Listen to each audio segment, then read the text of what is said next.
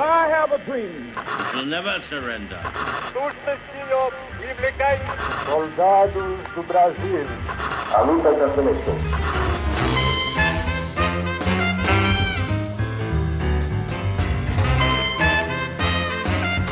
Salve ouvintes do História FM, bem-vindos a mais um episódio do podcast do Leitura Obriga História. Eu sou Iclis Rodrigues e hoje vamos falar sobre antropologia clássica, desde os primórdios da disciplina até, acho que a gente pode dizer, meados do século XX. Não sei, muitas perguntas que eu vou fazer hoje são perguntas de um cara que é praticamente leigo, porque eu não sou da área, mas obviamente que eu trouxe pessoas da área para conversar com vocês. Então, primeiramente, eu queria apresentar para vocês a Ana, que está aqui conosco. Ana, se apresente para o pessoal. Oi, boa tarde, bom dia, boa noite todo mundo. Meu nome é Ana Fiore, sou professora da Universidade Federal do Acre, apaixonada por antropologia e a gente gosta muito de bater papo sobre esse assunto. E também conosco, se vocês acompanham o canal, vocês conhecem, Mariane. Por favor, se apresenta aí pra galera, Mari. Oi, gente, tudo bom? Estou de volta, perdão pelo sumiço. Anda difícil gravar os vídeos pro canal, mas aqui estamos pelo podcast para falar um pouquinho de antropologia. Então é isso, então vamos conhecer um pouco mais essa disciplina depois dos comerciais.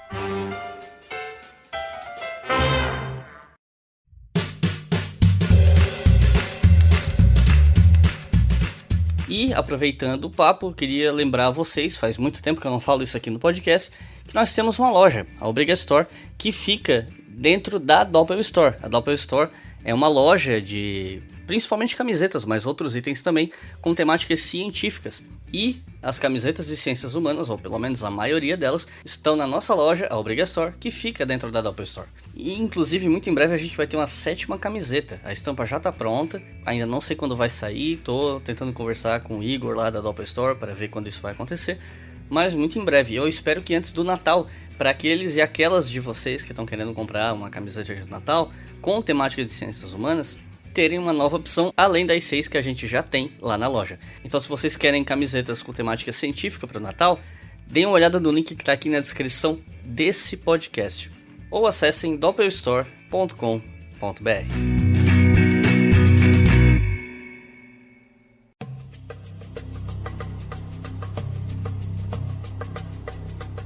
Não dá para começar um episódio falando sobre antropologia, sendo a primeira vez que a gente está tocando nesse tema aqui no História FM, sem fazer uma pergunta básica e que, inclusive, é o que motiva a enorme audiência do vídeo com o mesmo tema lá no canal, que foi o primeiro vídeo que a Mari gravou.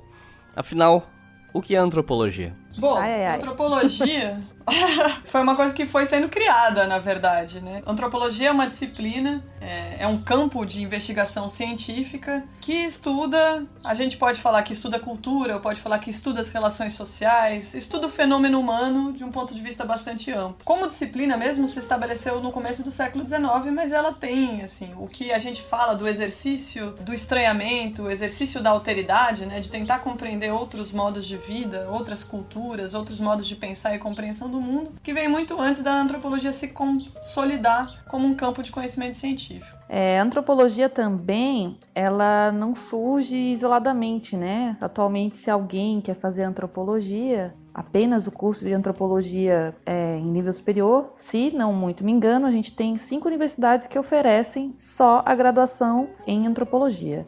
Mas ela surge inicialmente como uma disciplina tronco das ciências sociais, né? Então, a grande maioria das universidades públicas e particulares que tem ciências sociais vai ter a disciplina de antropologia, como a Ana falou, né? Uma antropologia, um fazer científico, né? Para estudo dessa alteridade, dentro desse programa aí das ciências sociais. E aí, ciências sociais também, antropologia, sociologia e a ciência política. Então, a antropologia surge também muito desse desenvolvimento desses estudos sociais, né? Sobre o outro, sobre essa diferença cultural, que foi o que foi moldando a disciplina e é muito do que a gente faz até hoje, né? Estudar essa diferença do outro, lembrando que esse outro não precisa estar lá, num espaço super distante e isolado. O outro muitas vezes é nosso vizinho de porta, é nosso vizinho na cidade, e basicamente a antropologia estuda essas diferenças. Além disso, tem alguns países que têm uma ênfase muito maior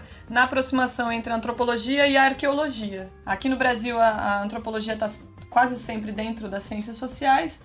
Em outros lugares onde tem um maior investimento, maior institucionalização das pesquisas na área de arqueologia, então a antropologia fica muito próxima da arqueologia e aí até se aproxima de outras disciplinas, né? Uma antropologia física, às vezes próxima da medicina e certamente próxima da história. Falando nesse trabalho, né, de aproximação do outro, do exercício da alteridade, a antropologia tem os seus métodos. E eu acho que quando se fala em método na antropologia, os primeiros nomes que vêm à mente, até de quem tem pouquíssimo conhecimento, são, né, os exercícios da etnografia e da etnologia. Embora a gente até já tenha comentado sobre isso em vídeo no canal, a gente não vai ficar aqui dependendo dos vídeos, então acho que dá pra repetir aqui, né? O que seria a etnografia e a etnologia? O que diferencia essas duas? A etnografia e a etnologia, elas se diferem, pelo menos do meu modo de perceber essas vertentes metodológicas para o fazer científico da antropologia. A etnologia, pelo menos na formação histórica da nossa disciplina, ela é uma perspectiva de estudo dessas sociedades ameríndias, né?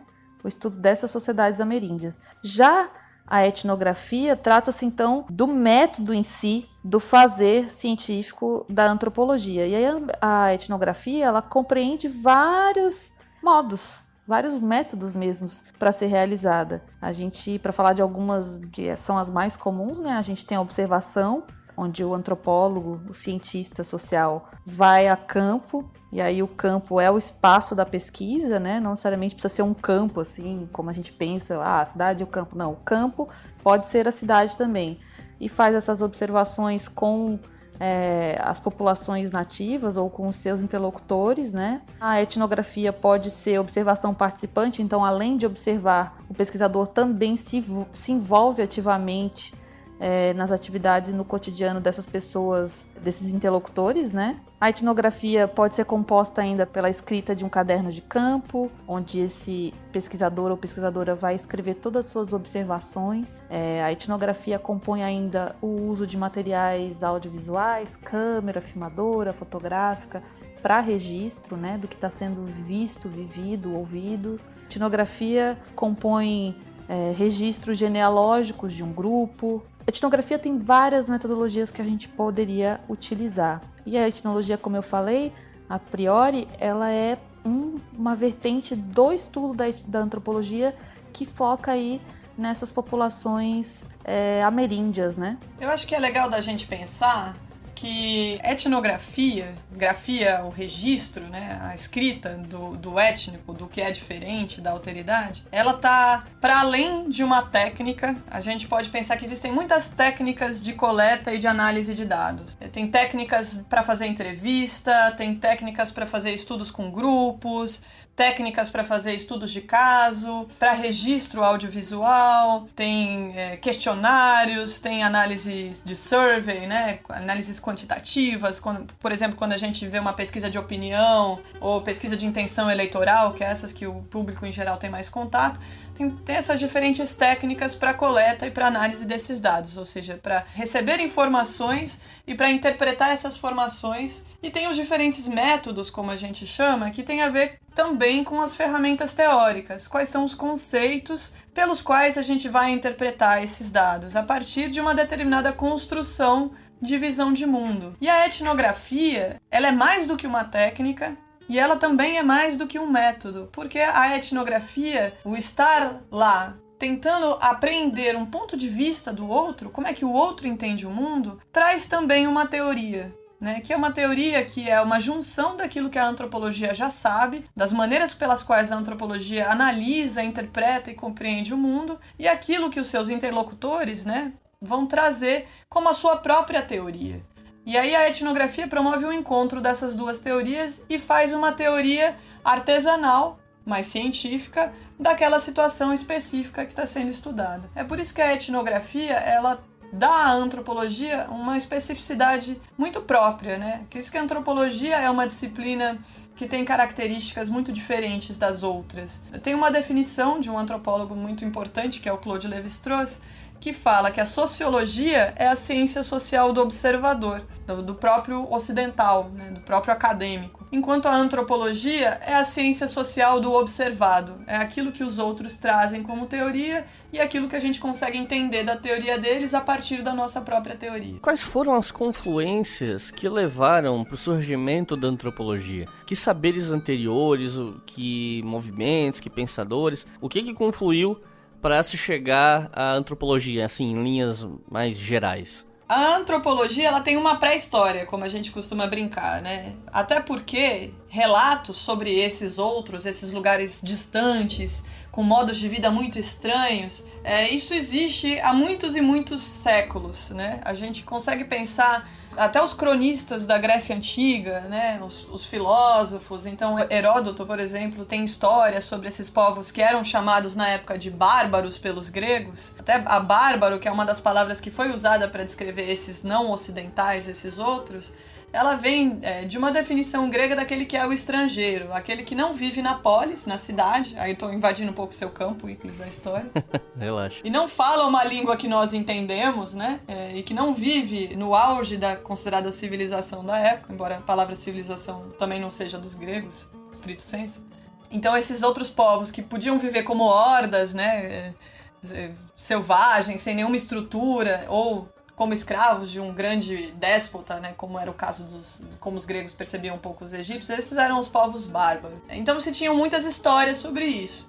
E aí ao longo, né, da expansão romana, depois no período medieval, que tinham essas circulações de povos pelo Oriente Próximo, pelo norte da África, se chegavam a essas histórias dos viajantes. A gente pega, por exemplo, as jornadas do Marco Polo, contando sua viagem para o Oriente Distante.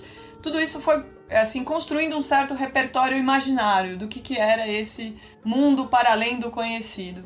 E conforme se está tendo uma penetração maior no Oriente, na África e no Novo Mundo, né, nas Américas, quando começa o período de ocupação colonial, começa a ter também os relatos dos viajantes. E aí, esses relatos, eles chamam a atenção de dois grandes campos de produção do conhecimento, que ainda não é científico, mas assim, escolar, né, dos estudiosos, que são os campos da teologia e da filosofia. Então, quem são esses outros, né? Será que eles são humanos, tal como nós? Será que eles têm alma? Será que eles têm consciência e razão? E aí a teologia e a filosofia, elas tentaram responder a essas perguntas a partir de diferentes caminhos. E um pouco dessa discussão é o que semeou o cenário intelectual para que a antropologia surgisse, tentando sistematizar isso como um conhecimento científico. E tudo isso que você está falando sobre a alteridade na história é uma coisa que a gente, na história, sente muito, porque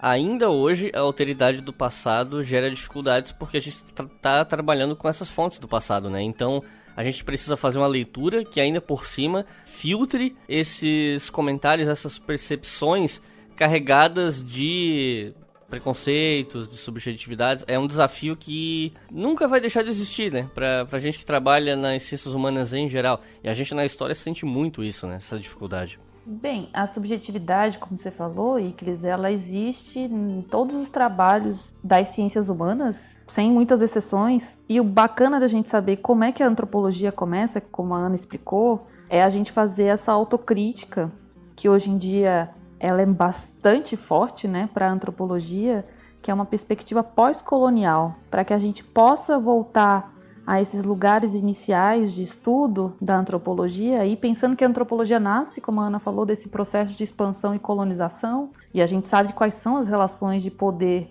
que estão nesse processo de colonização, né? Europa, colônia, central, os países que hoje a gente chamaria de países de terceiro mundo, explorados, subalternizados de uma perspectiva e sendo estudados aí a partir de uma perspectiva evolucionista, né, que a gente vai falar um pouquinho depois, a partir de uma perspectiva da antropologia biológica, a partir de um racismo estrutural nessa época de surgimento, né, de nascimento da antropologia. Então não é o caso da gente pegar esses primeiros textos aí escritos por antropólogos ou cientistas sociais e jogar na lata do lixo. Não é isso que a gente faz nos cursos de ciências sociais ou de antropologia, mas é olhar para esse material, como você mesmo disse, Iclis, com um olhar de problematização e ver onde é que está a possibilidade de extrair conceitos possíveis de se trabalhar e reformulá-los a partir de uma perspectiva pós-colonial. Então, hoje em dia, a antropologia ela tem se estabelecido, ela já é um campo estabelecido, mas ela tem se consolidado ainda mais nesses estudos que a gente chama de pós-coloniais, decoloniais, que são o quê? Não é mais vir o antropólogo branco, europeu, colonizador, fazer um estudo, por exemplo, na África ou na América Latina, mas são as próprias pessoas residentes desses espaços se instrumentalizarem a partir da metodologia, a partir das teorias das ciências sociais, da antropologia, sociologia, ciência política, e fazerem o seu próprio estudo de caso, né? A partir do seu próprio lugar. Aí a gente fala de lugar de fala, que é uma categoria bem nova aí nos movimentos, né, sociais, mas também pensar um pouquinho nesse lugar de fala na próprio fazer científico. Como a Ana falou lá na primeira pergunta, a gente é uma teoria, é uma disciplina bastante artesanal, né? Construir o saber científico com o saber do outro e com o saber desse pesquisador, desse antropólogo. Então, quando a gente adota essa perspectiva pós-colonial, decolonial, a gente está se inserindo dentro dessa história, e aí história no sentido de história mesmo, do fazer dessa disciplina, né? Tentando desmistificar muitas das coisas que foram escritas aí sobre tem alma, não tem alma, é bárbara, é selvagem, que foram feitos aí no começo da disciplina como um todo. E falando em começo da disciplina, acho que a gente pode voltar um pouco no tempo para falar sobre esse, aí sim, o estabelecimento da antropologia como disciplina, acredito eu, se eu não estiver falando bobagem, fim do século XVIII, começo do século XIX, certo? Como foi esse começo, assim? Como é que a antropologia começou como disciplina stricto sensu? Olha, vai muito do que a gente já está conversando aqui, né? Eu acho que o bom do podcast é que uma pergunta vai encadeando a outra e às vezes a gente já vai respondendo antes uma pergunta que vai ser feita depois. A disciplina começa então com essas expedições coloniais, né? Tem uma que é super famosa, que se chama a Expedição da Cardibut. Tem um livro chamado África de Fantasma, para quem quiser ler, que conta aí uma expedição que sai da França e vai até a África. E aí o livro é praticamente o diário do Michel Leiris, que escreve esse livro. E aí vai fazendo a narrativa de toda a expedição de cientistas sociais, antropólogos, historiadores, médicos. Vai uma equipe multidisciplinar para a África e tem um antropólogo lá no meio que está fazendo o registro, assim. Então a disciplina ela vai se estabelecendo a partir dessas expedições. É claro que antes que as pessoas saíssem das suas casas confortáveis e fossem fazer as pesquisas lá do outro lado do planeta, né, com essa alteridade máxima, a gente teve antropólogos, cientistas sociais que fizeram o que a gente chama de antropologia de gabinete, né, de recolher esses escritos de missionários, de navegadores e ficar dentro do seu gabinete, do seu escritório, fazendo os textos, pensando essa diferença, pensando essa alteridade. Então, o primeiro momento é isso, né? Antropólogos que ficam dentro do gabinete, dentro do escritório, estudando esses textos dessas pessoas, desses viajantes, desses missionários, padres, jesuítas, etc, etc, etc. E depois a gente tem essas expedições antropológicas, né? Essas expedições, e aí de novo, né, coloniais e colonizadoras que vão até os lugares e fazem estudos, levantamentos de estudo sobre essa diferença e sobre essa alteridade. Tá certo a data que você colocou aí, meados, final do século XVIII, início do século XIX. É essa a data, não tem uma data, um marco, né, obrigatório, começou aqui com esse texto, com essa pesquisa, etc, etc. Mas é aí nessa passagem do século XVIII para o século XIX que tem aí o estabelecimento da disciplina como fazer científico mesmo. Eu acho que umas coisas interessantes para pontuar, assim, como eu falei antes na questão passada, né? Primeiro, essa questão da alteridade, ela suscitou muita curiosidade dos filósofos e dos teólogos, né? Então, quando a gente situa nessa data do final do 18 do 19, já vem de uma discussão desde o século XVII que pega os chamados filósofos contratualistas, o Hobbes, o Locke e o Rousseau, que estão tentando explicar a fundação da organização política, do governo, do Estado, da sociedade europeia. E aí esses povos indígenas, esses selvagens, né, eles surgem como um outro. Eles surgem como um reflexo contrário do que eles estão tentando trazer como uma fundamentação histórica para a origem das sociedades europeias que eles conheciam. Começa, inclusive, a ter algumas pessoas que vêm das Américas e são trazidas para a Europa, e eles acabam sendo uma espécie de espécime dos selvagens que ficam sendo vistos lá.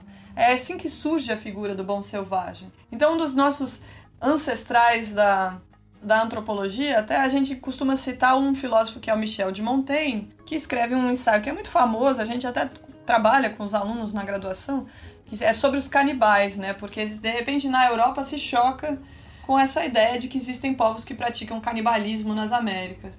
E o Michel de Montaigne, ele faz um exercício até que muitas vezes a gente nomeia como um primeiro exercício de relativismo, ou seja, de tentar entender os valores de um outro povo por ele mesmo.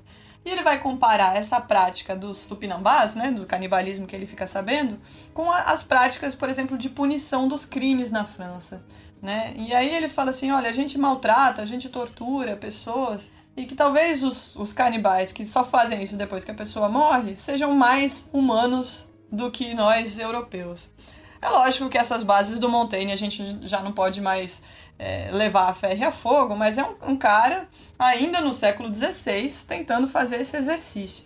E aí, de uma outra filosofia que é importante para o desenvolvimento da antropologia, que é o que vem a ser depois o romantismo alemão, essa ênfase que existe uma dependência muito grande da história e da cultura, né? Então, acho que é legal falar sobre isso, porque a gente está, afinal, sendo hospedado por um canal de história, então já vem de uma filosofia anterior, enfatizando que para entender a cultura de um povo é preciso entender os processos de desenvolvimento histórico que herdaram com ela. E aí, na virada do 18 para o 19, como você marcou, um outro campo do conhecimento começa a ficar muito curioso para essa alteridade, que é o campo do direito. Então a gente também tem uma origem antropológica que vem de gente que primeiro se formou no campo do direito. Por isso que os nossos dois nomes de pais fundadores da antropologia evolucionista, que é o Henry Morgan e o Edward Taylor, eles têm uma formação original no direito, porque eles justamente estão tentando achar uma espécie de ponto zero do direito. O que vinha como sociedade antes da nossa sociedade regida por um governo, por uma constituição, por um conjunto de leis. O que são essas sociedades sem Estado? Né? E aí eles tentaram pegar essas sociedades indígenas, sociedades primitivas, como eles chamavam, e fazer uma equiparação, uma equivalência dessas sociedades com o que tinha acontecido na Europa antiga. Né? Então, como se essas sociedades contemporâneas, aborígenes australianas, as sociedades africanas, as sociedades indígenas americanas, fossem ancestrais vivos dos europeus. E aí que eles criaram a teoria evolucionista. Inclusive, eu acho que a gente já pode até começar a falar sobre essa antropologia evolucionista, né? Sobre aprofundar um pouco mais sobre ela e tal. A gente até é outro tema que a gente também tem vídeo no canal, mas podemos falar um pouco sobre ela.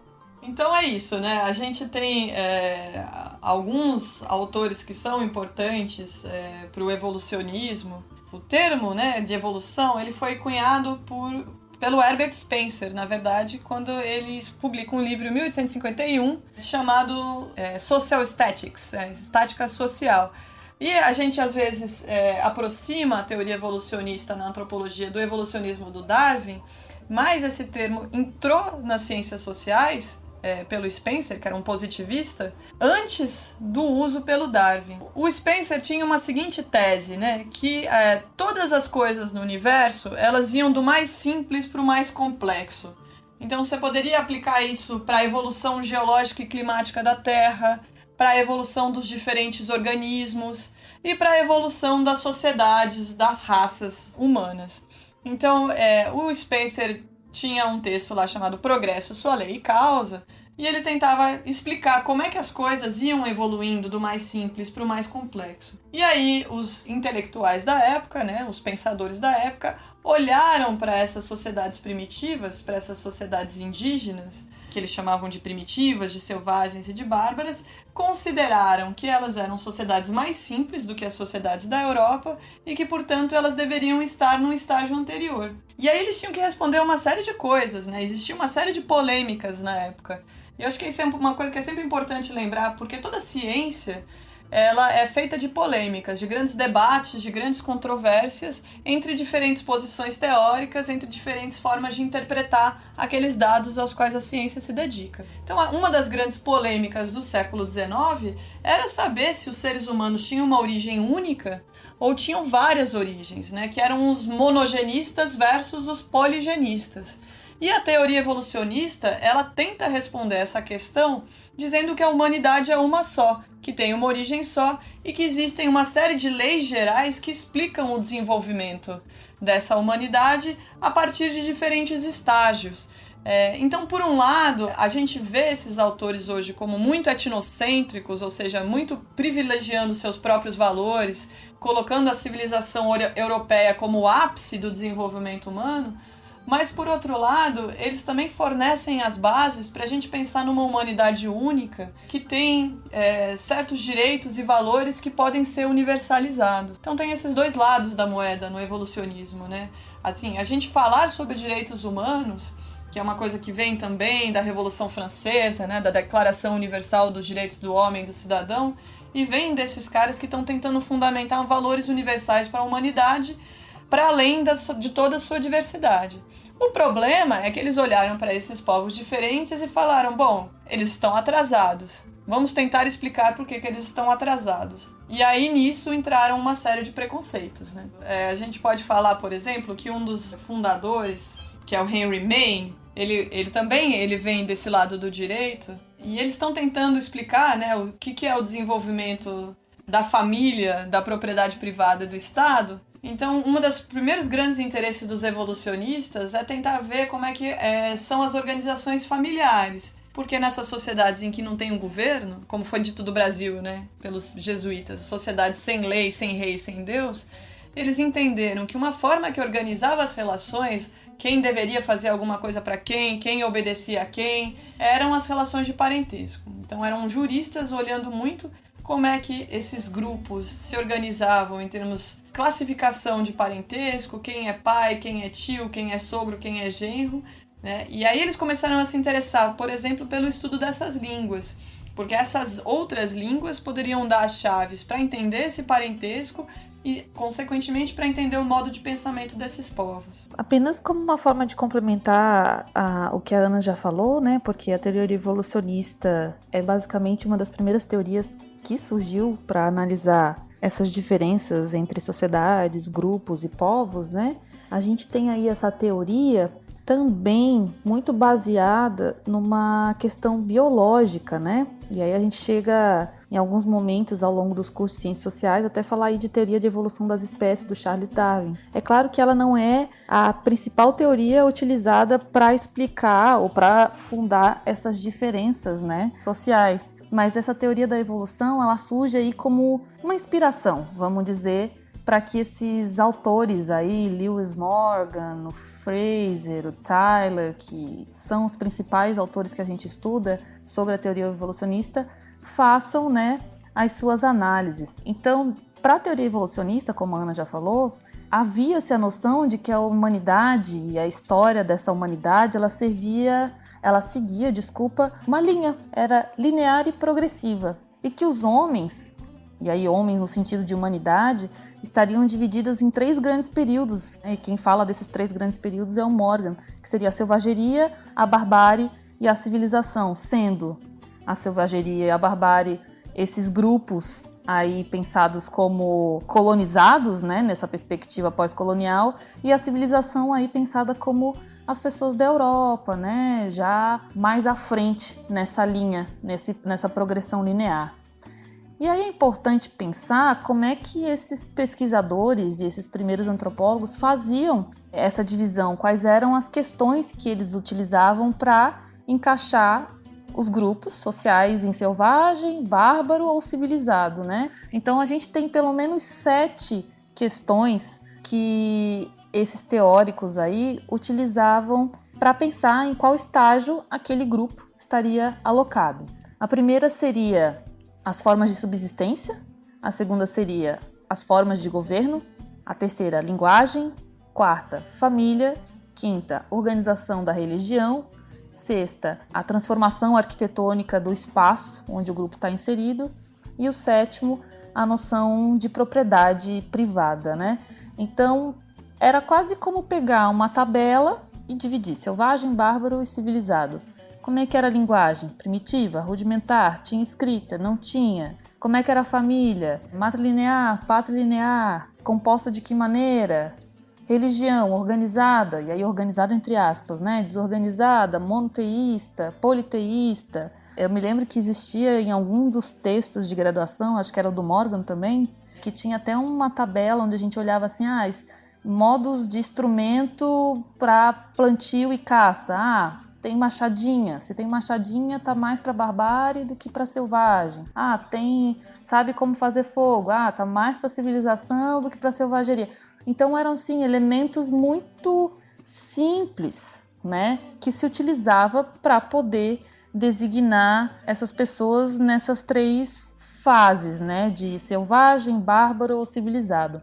Então, na passagem, por exemplo, da selvageria, segundo esses autores, né, ela se dá com o surgimento e aí eles estão usando o conceito de raça, né, de raça humana, até o momento em que se descobre o fogo, chegando ao fim na invenção do arco e da flecha. Então, os primeiros instrumentos para manutenção da subsistência.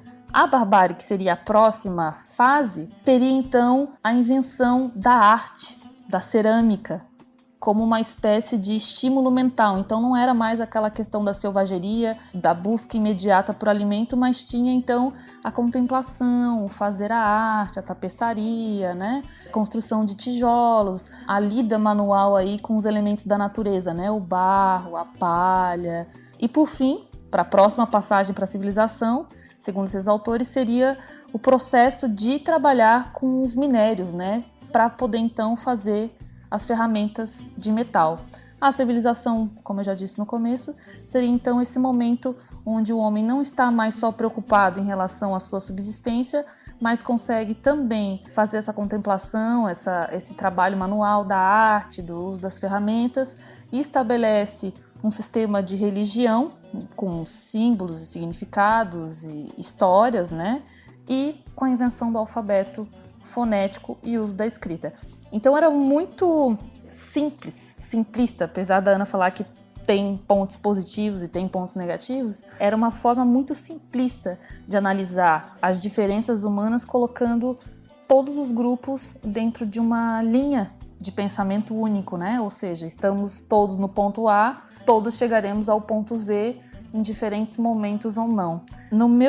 Na minha percepção muito particular e individual, esse tipo de teoria, ela legitimou determinados tipos de subordinação desses povos aí pensados como selvagens ou bárbaros, né? Por parte desses outros povos que se pensavam como extremamente civilizados. Então é uma teoria, não sei, a Ana pode até me corrigir depois, eu acho que raramente se usa essa teoria hoje na antropologia mais atual, mais contemporânea, para realizar quaisquer tipos de estudo de sociedades, né? Mas ela foi muito difundida e divulgada aí nesse começo da antropologia. Eu acho que o que é interessante pensar é o seguinte, que essa teoria, ela funda um mito, né? Ela funda um mito da sociedade primitiva. Quem diz isso é um historiador da antropologia, que é o Adam Cooper. Então, ela é uma ciência, mas na verdade ela é uma ciência com bases equivocadas, né? Tanto é que toda a antropologia que veio depois veio para criticar aquilo que eles estabeleceram como seu método comparativo, né? De comparar um machadinho com outro machadinho, uma máscara com outra máscara, sem pensar qual que era a finalidade daquele instrumento, qual que era o significado cultural daquilo, sem pensar naquilo integrado à própria cultura, como se fosse possível separar esses elementos, botar nas caixinhas, e eles faziam isso literalmente, porque eles faziam isso nas exibições de museus, né?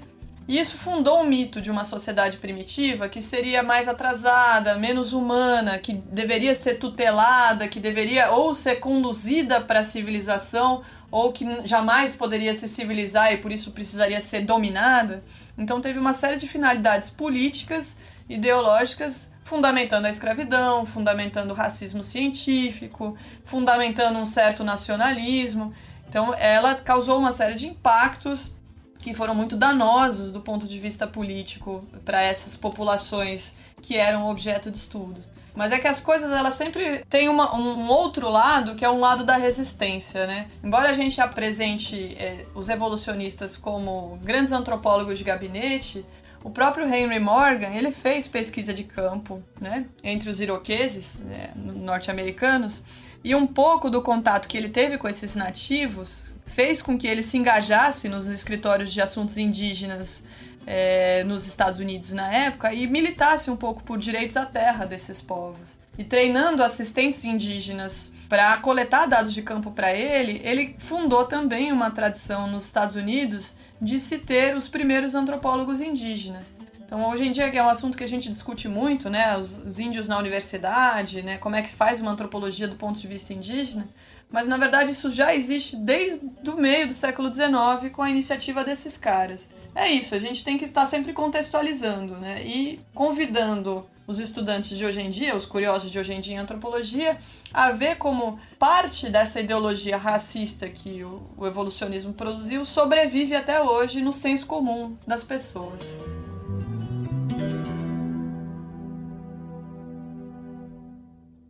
Você está ouvindo o História FM.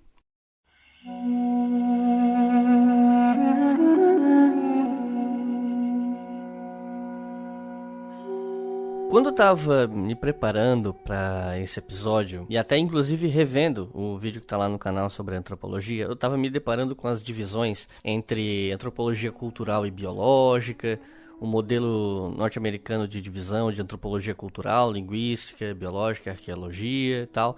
E aí eu fiquei pensando, porque existe muita crítica vinda de fora das ciências humanas com relação a uma ideia de que as ciências humanas pensam muitas coisas a partir de cultura, de construção social, etc, etc. É um debate que até não cabe muito aqui, porque senão a gente vai mudar de assunto. Mas eu pensei muito nessa coisa assim, quando você pensa em antropologia numa divisão entre biologia e cultura, e pensando nesse viés evolucionista, eu fiquei com a impressão, e aí a minha pergunta é essa, né, para saber se a minha impressão tem alguma base de fundamento, de que nesse primeiro momento existe um foco muito mais forte na biologia, e que o foco na cultura ele começa a ganhar mais força, talvez do fim do século XIX, começo do XX, se encaminhando para um culturalismo, não sei se dá para chamar assim. Faz sentido isso? De fato, a antropologia começou a dar mais atenção para as particularidades da cultura,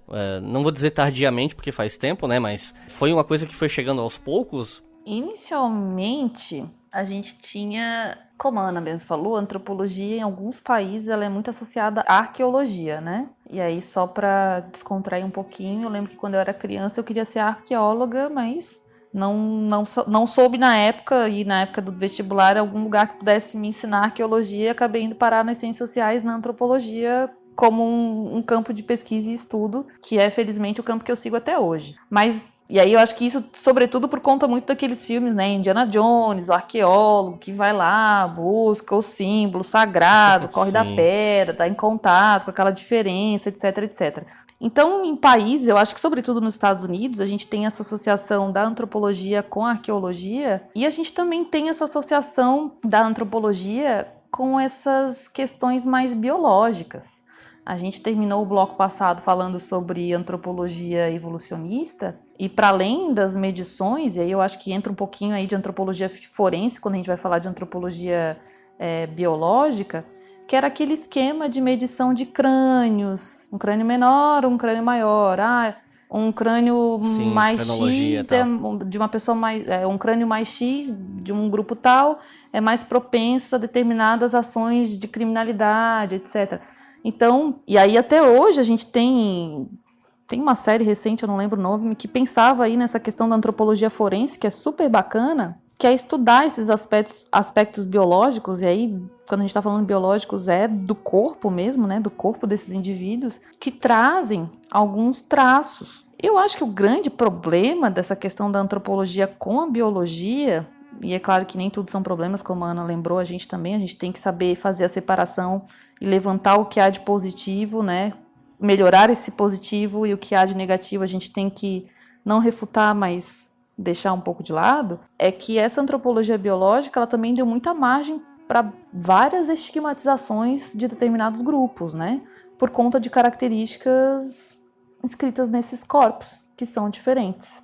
Então, eu sei que nos Estados Unidos, particularmente, a gente ainda tem muito dessa antropologia voltada aí para os resgates arqueológicos. No Brasil, a gente também tem faculdade de arqueologia, né, cursos de arqueologia, que pensam antropologia também. Não, acho que não há como fazer um e não pensar o outro, né? E a gente também tem essa questão aí da antropologia linguística, né? Que também é um outro caminho da antropologia que vai estudar aí essas diferenças humanas a partir do papel das línguas e das faculdades linguísticas desses sujeitos, né?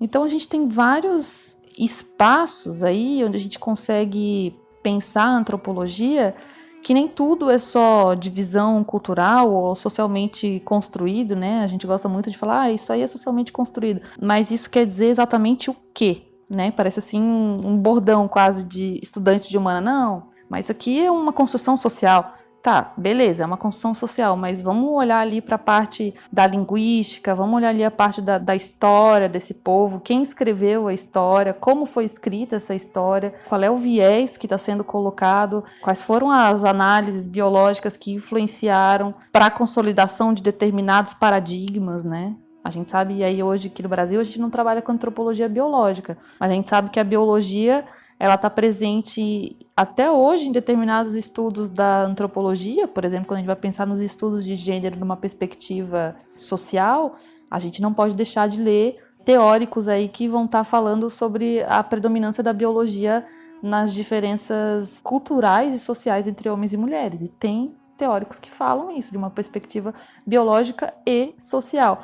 Então a gente tem aí essa biologia falando muito alto, eu acho aí que nessa escola norte-americana, né, ou algumas vertentes da escola norte-americana das ciências sociais, da antropologia especificamente, mas no Brasil eu não vejo, ou pelo menos não de forma tão predominante dessa questão, dessa perspectiva biológica agora, da antropologia linguística, da história da antropologia ou antropologia histórica, a gente tem bastante. A gente tem a diferença também entre a antropologia social e a antropologia cultural. A maioria dos nossos cursos de pós-graduação ou mesmo de graduação em antropologia é em antropologia social, não cultural. Então a gente tem uma diferença entre essas duas áreas. E eu já não lembro mais qual foi a pergunta que tu fez. Na verdade, o que eu queria saber é se, assim, me parece que essa antropologia evolucionista do século XIX tem uma carga muito forte de determinismo. E eu fiquei com a impressão, quando eu estava lendo para preparar o episódio, de que é no começo do século XX que não sei se eu posso chamar de culturalismo, mas vou chamar assim por enquanto, até que vocês me corrijam, que o culturalismo ganha mais força. Faz sentido isso ou foi uma impressão errada minha? Eu acho que a gente pode responder a sua pergunta com dois personagens-chave. Um, ainda no campo do evolucionismo, que é um antropólogo italiano chamado Cesare Lombroso. E o outro é um antropólogo judeu-alemão, mais radicado nos Estados Unidos, que é o pai do culturalismo que você está falando, que é o Franz Boas. Eu acho que a gente poderia pegar outros personagens, mas esses dois eles fornecem um contraste muito didático para a gente. O Cesare Lombroso, ele era médico de formação. A maior parte dos evolucionistas vem dos estudos do direito ou da filosofia da teologia. O Lombroso ele era médico, né? Então ele era muito interessado nas diferenças dos corpos. Se a maior parte dos evolucionistas estava tentando explicar essa linha de evolução progressiva da humanidade, principalmente pensando em cultura material, em tecnologia, em formas de organização política, o Lombroso ele foi fundo na questão da diferença biológica das raças. E ele pegou uma série de estudiosos da época que estavam comparando os tipos humanos, medindo seus corpos, né? Principalmente medindo seus crânios, mas medindo tamanho do nariz, formato dos lábios, formato do pé, uma série de sinais corporais que eram muito arbitrários, né? Tinham muito a ver com as escolhas da própria pessoa que estava medindo, para tentar mostrar como algumas pessoas, alguns indivíduos, e de uma maneira mais ampla, algumas raças, tinham sinais ainda de animalidade, né? O que ele chamava de atavismo. Aquilo que era antigo e que tinha permanecido e que tornava aquela pessoa menos evoluída e, portanto, menos apta a se integrar à sociedade. E o Lombroso, ele estava achando que ele estava fazendo ciência. Então, ele funda uma escola de antropologia criminal, a chamada Escola de Direito Positivo, para tentar criar bases científicas para explicar o comportamento criminoso. Então, ele foi medir corpos e cabeças e expressões faciais de pessoas que tinham cometido delitos, né, na sua época, para tentar dizer que aquelas pessoas que tinham cometido crimes, elas tinham cometido crimes por causa de impulsos animalescos que elas tinham e que elas não tinham muita condição de controlar. Então, isso vai muito contra as teorias, inclusive criminalísticas da época, que eram enfatizando o livre-arbítrio. Se uma pessoa comete uma infração, um delito, um crime, é porque ela decidiu fazer isso. O Lombroso vai dizer que o que faz as pessoas serem criminosas, em algumas pessoas, né, em 40% dos casos ele vai dizer, são questões biológicas. Então isso serviu para criminalizar as raças não brancas, serviu para criminalizar as classes populares, porque nos corpos dos proletários, né, nos corpos dos trabalhadores também eram identificados com mais frequência certos traços que seriam traços criminosos, serviu para criminalizar mulheres. Então o Lombroso, às vezes a gente elege como nosso grande vilão da antropologia, porque ele pegou uma ideia de evolucionismo que poderia levar a muitos desdobramentos e ele usou para tentar defender o máximo possível que a raça branca e o homem branco europeu era superior e que as outras raças elas tinham que ser controladas. E no limite, elas ofereciam riscos, porque elas tinham tendências criminosas. Então, o que ele defendeu sustentou uma série de políticas de eugenia, de tentar purificação e melhoria de raças. E o Lombroso teve uma grande influência no Brasil, nas primeiras escolas de Direito e Medicina no Brasil, fundadas no século XIX. Então, figuras como Arthur Ramos ou Nina Rodrigues se basearam muito na teoria lombrosiana e influenciaram políticas aqui no Brasil, por exemplo, de estímulo à migração europeia, porque a gente precisaria melhorar e purificar a raça brasileira para que o nosso país pudesse progredir. Então, ele tem essa relação com uma antropologia biológica, digamos assim. O Franz Boas é a grande resposta que a história deu para o Lombroso. O Boas ele vem de uma família judia, ele começa os estudos dele na Alemanha, mas a situação na Alemanha para os judeus já começa a ficar tensa na virada do 19 para o 20. E o Boas, por sua vez, que ele é formado em física e geografia de origem, ele decide fazer as suas pesquisas no norte do Canadá, nas Ilhas Baffin, pesquisando as comunidades Inuit, que a gente conhece popularmente como os esquimós. Indo para lá, ele começa a fazer estudos daquilo que ele vai chamar de cultura.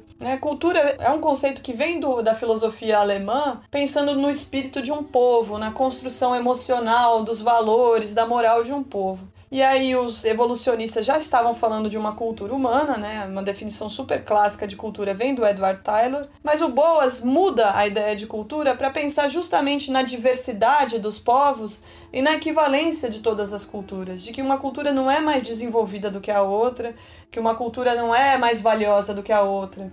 E por isso ele vai fazer muita crítica ao evolucionismo, dizendo que os evolucionistas comparavam as coisas fora de contexto, que era preciso entender e estudar os processos de desenvolvimento das coisas para compreender por que tais elementos fazem sentido dentro de certa cultura. E o Boas, que era físico e geógrafo de formação, ele também era muito interessado na antropologia física.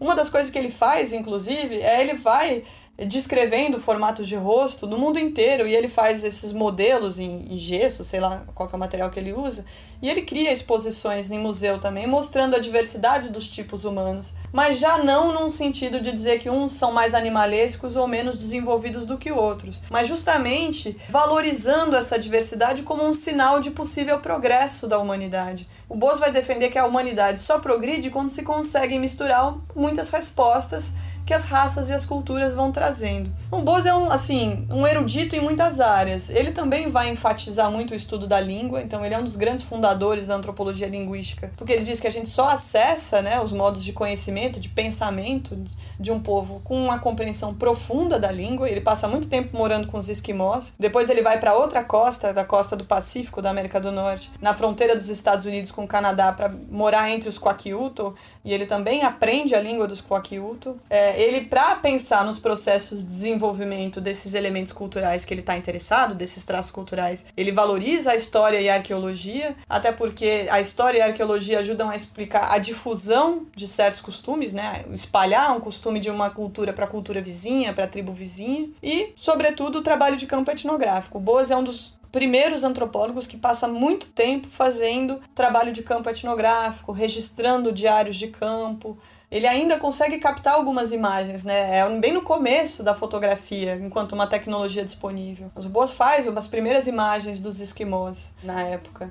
E ele funda toda uma escola que vem a ser conhecida como a Escola Culturalista de Antropologia nos Estados Unidos, porque depois ele não consegue mais voltar para a Alemanha porque tem a ascensão do nazismo lá. Então ele vai discutir muito a questão da raça no contexto da ascensão do nazismo na Alemanha e da perseguição aos judeus, e no contexto dos Estados Unidos, onde ainda está rolando uma grande segregação racial entre brancos e negros e uma enorme preocupação com esses imigrantes estrangeiros chegando de várias partes do mundo e se misturando com as populações nas cidades. Então se tinha uma grande questão política nos Estados Unidos sobre miscigenação que o Boas e seus alunos vão responder. Eu acho que o bacana de trazer o Lombroso para a discussão dessa questão da tipificação do criminoso nato é que a gente pensa aí, esse cara fez aí essa teoria no século XIX, né, etc, etc, etc, já foi refutada, mas quando a gente vê ainda, e aqui no Brasil bem recorrente, casos e casos de homicídio praticado pelo Estado em pessoas que têm a suposta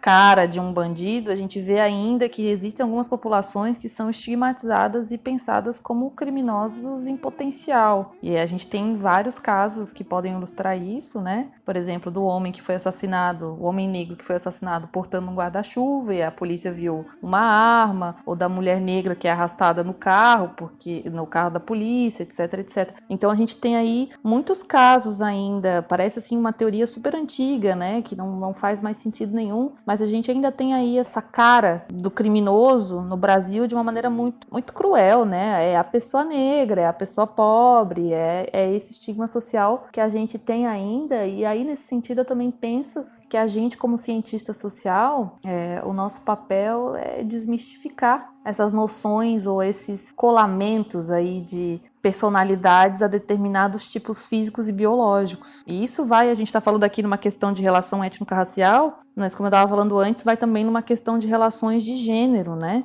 De descolar determinados tipos de comportamento dessas questões mais biológicas, não só para a questão da violência ou da criminologia, mas também para outras questões de sexualidade, de gênero, de religião. Inclusive, foi uma coisa que já foi mencionada aqui, que eu acho que não custa reforçar. Infelizmente, o senso comum em relação a questões que competem à antropologia ainda está extremamente preso a concepções evolucionistas do século XIX, né? Muita coisa. Então, isso é uma dificuldade que imagino que seja um dos grandes desafios para quem é das ciências humanas como um todo, mas principalmente para vocês, né? A gente estava conversando em off sobre os alunos do Franz Boas terem fundado, entre aspas, uma corrente, uma escola de cultura e personalidade. Como eu não conheço, cabe a pergunta, o que seria isso? Bom, o Franz Boas, ele era, assim, como eu falei, um erudito, né? Um especialista em muitas áreas diferentes, como só a virada do século XIX para o XX produziu. Acho que hoje em dia não tem alguém que é tão versado em tantas áreas diferentes como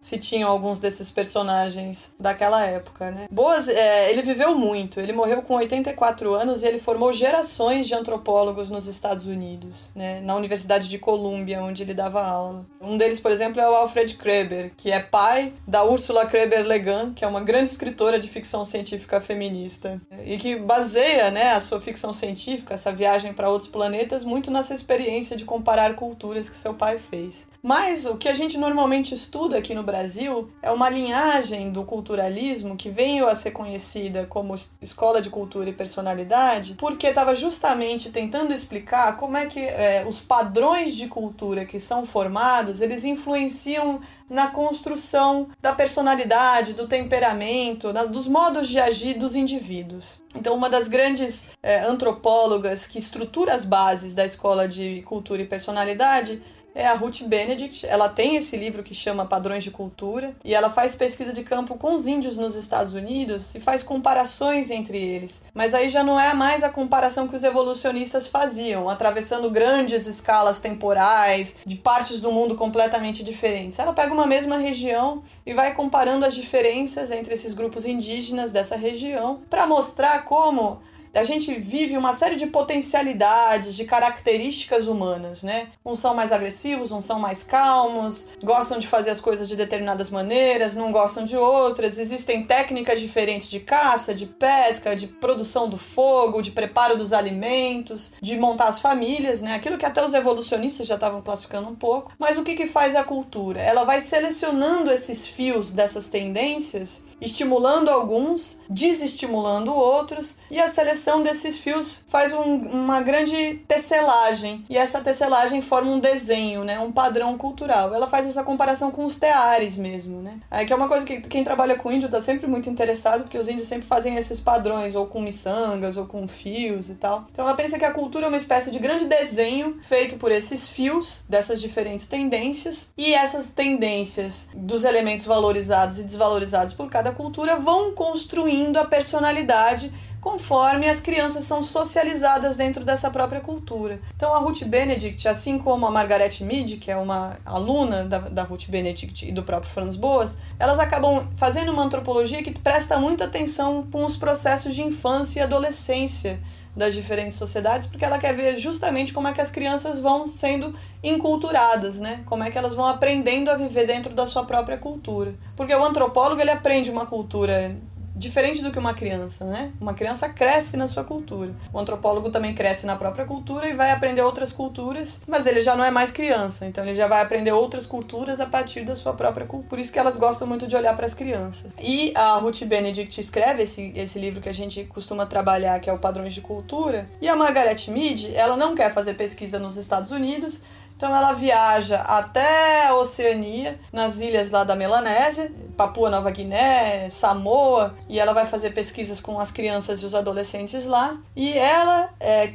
escreve um livro que é um livro fundamental para a antropologia, que depois vai pensar questões de sexo, gênero e sexualidade, que é um livro chamado Sexo e Temperamento, em que ela pega 3 povos que moram muito próximos, né, em Papua Nova Guiné, na parte norte da ilha, e vai comparar como aquilo que a gente considera que é naturalmente masculino e naturalmente feminino nas sociedades europeias, americanas e aqui no Brasil, lá funciona de outro jeito. Então a oposição que às vezes a gente faz entre natureza e cultura, ou em inglês entre nature e nurture, nurture é uma palavra para criação, para modos de cuidar das crianças, é muito mais complicada, porque lá, por exemplo, ela pega 2 sociedades diferentes e vai comparar o quanto que uma das sociedades, que é os Arapesh, eles são cooperativos, eles são tranquilos, eles são maternais, eles são cuidadosos com as crianças, tanto os homens quanto as mulheres, né, que seriam características que na nossa sociedade são vistas como características femininas.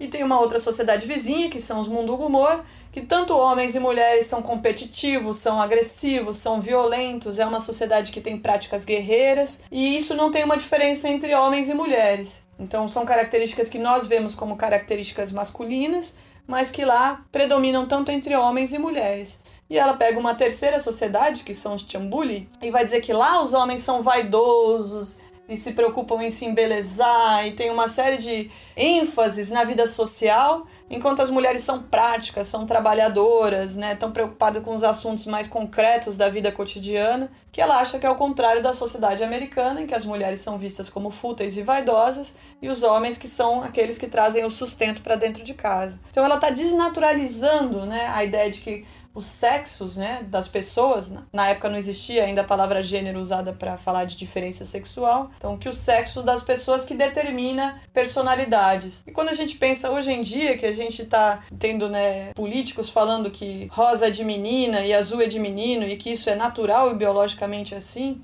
como já nos anos 30, né, a Margaret Mead está demonstrando antropologicamente que isso não é verdade. A gente falou aí dos padrões de cultura e de sexo e temperamento, mas a Ruth Benedict e a Margaret Mead também, evidentemente, elas têm outros textos que a gente também não passa numa graduação em ciências sociais ou em antropologia sem ler. E aí o da Ruth seria o Crisântemo e a Espada, que é um texto muito bonito sobre a cultura japonesa, né? Quais são as especificidades da cultura japonesa. E esse texto, ele sofre até hoje, penso eu, muitas críticas em relação ao modo como ele foi feito e também em relação à época em que ele foi realizado. Ele é um texto, então, como eu falei, que traz várias particularidades dessa cultura japonesa, e ele foi escrito no momento em que o país onde a Ruth Bennett estava, Estados Unidos da América, estava em processo de conflito com o Japão. Então a Ruth não faz aquela etnografia que a gente falou lá no primeiro bloco, considerada mais tradicional, várias aspas aí nesse tradicional, de ir até a localidade, estudar aquela população, aquele grupo e fazer essa antropologia mediada entre o conhecimento local e o conhecimento teórico do antropólogo. Ela faz esse texto e esse estudo a partir de filmes, a partir de livros, né? Ela faz aquela antropologia de gabinete. E esse texto, infelizmente, serve ao governo dos Estados Unidos também como uma forma de legitimação para a continuidade desse conflito, né? Então a gente tem muita crítica até hoje em relação a esse texto da Ruth, mas que, de certa maneira, não perde a sua validade teórica ou mesmo analítica. E esse texto, o outro livro da Margaret Mead, que é maravilhoso, eu acho ele, inclusive, muito mais interessante para se passar aí numa disciplina de Antropologia 2 do que o próprio Sexo e Temperamento, é o Coming Age em Samoa, né? A Adolescência em Samoa, que é uma das 3 ilhas onde a Margaret Mead vai fazer a pesquisa lá na Oceania. E esse Coming Age é muito bacana porque ela faz esse processo comparativo entre o processo de tornar-se adolescente em Samoa, com meninas, né? Geralmente é com mulheres e crianças que ela está trabalhando, e aí nesse texto não é diferente, ela está trabalhando com essas adolescentes e está comparando o processo de se tornar adolescente ou a adolescência das mulheres em Samoa com a adolescência norte-americana, das mulheres norte-americanas, fazendo essa comparação, mostrando que tudo aquilo que a gente pensa assim como próprio e inato dessa idade aí, pré-adolescência, adolescência e juventude, na verdade não é inato, não é natural. Não é um dado que está presente em todas as culturas e em todas as sociedades. Então ela vai traçando um paralelo muito bacana, mostrando como essa noção de adolescência ela também é muito construída nos Estados Unidos da América, e como em Samoa essa concepção de adolescência ela muda bastante. Tanto quanto a Ruth Benedict, a Margaret Mead ela sofreu seríssimas críticas, né, do antropólogo chamado, se não me engano, Freeman, que disse que ela não fez uma observação coerente, que ela não fez uma observação correta quando ela foi para a Oceania fazer os estudos, etc, etc, etc. Segundo ele, dizia que ela olhava o que ela queria ver para poder justificar essas diferenças e mostrar, ó, tá vendo? Não é assim que acontece em todo mundo, então vamos se repensar a partir dessa colocação. Mas eu acho que o estudo das duas, embora com várias críticas, sobretudo da Margaret Mead, como a Ana bem colocou, né, eles colocam essa ideia da essencialidade do temperamento das mulheres dóceis, domesticadas, histéricas, né, coloca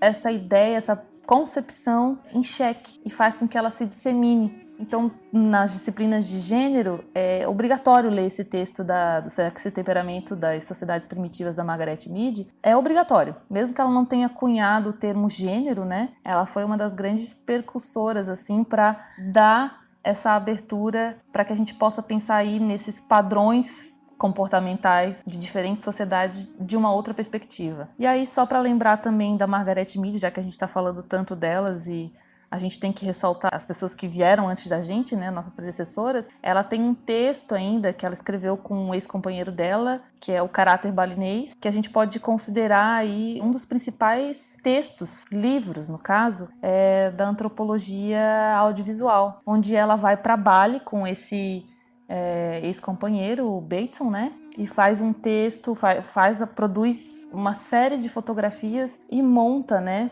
esse caráter balinês, essa personalidade balinesa a partir dessa junção de várias imagens. Então ela tá realmente, tanto ela quanto a Ruth, estão fazendo esse reforço da cultura e da personalidade como modos de se ver essa diferença no outro, né? Não é mais essa questão do evolucionismo, e sim a questão da cultura diferente que vai moldando a personalidade, que essas personalidades elas não estão numa linha, numa linearidade, elas são diferentes de acordo com o meio social onde as pessoas estão inseridas. E por falar em Bateson, que ele eu acho que é um personagem que também é muito interessante de mencionar, ainda que rapidamente, Bateson ele é o terceiro marido, né, da Margaret Mead, e eles se conheceram em campo, né? Ela estava com outro marido dela, depois ela largou do marido número 2 para ficar com o Bateson. E largou do Bateson para ficar com a Ruth?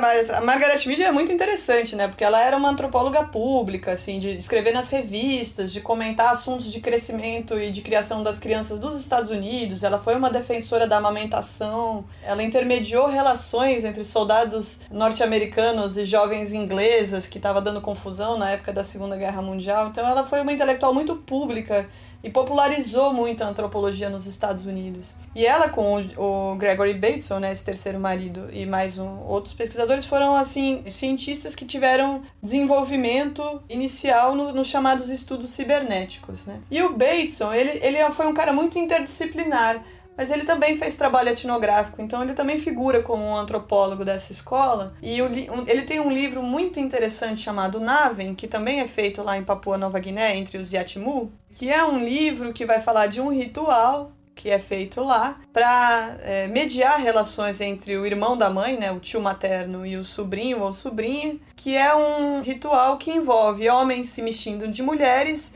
e mulheres se vestindo de homens, que parecia um ritual muito esquisito, né, para os ocidentais. Essa travestilidade, digamos assim, ela é feita num determinado contexto, ela não necessariamente tem a ver com o que a gente chama hoje de identidade de gênero ou orientação sexual, mas que, na verdade, deu pistas para a gente entender que a noção de gênero como uma divisão fixa, né, entre tal pessoa é homem, tal pessoa é mulher, em povos não ocidentais pode ser muito diferente. Que lá as pessoas são compostas de partes masculinas e partes femininas e que algumas delas vêm à tona em determinado momento e ficam ocultas em outro momento. Esse texto Naven, ele também é um grande texto para os estudos de gênero e sexualidade, justamente para desconstruir esses pares binários que a gente opera no Ocidente entre homem, mulher, masculino e feminino, dizendo que lá existem muitas formas de gênero e de sexualidade aparecendo nesses diferentes contextos etnográficos. Quando a gente está falando desse culturalismo boasiano, a gente está falando sobre pessoas que fizeram pesquisas com sociedades outras,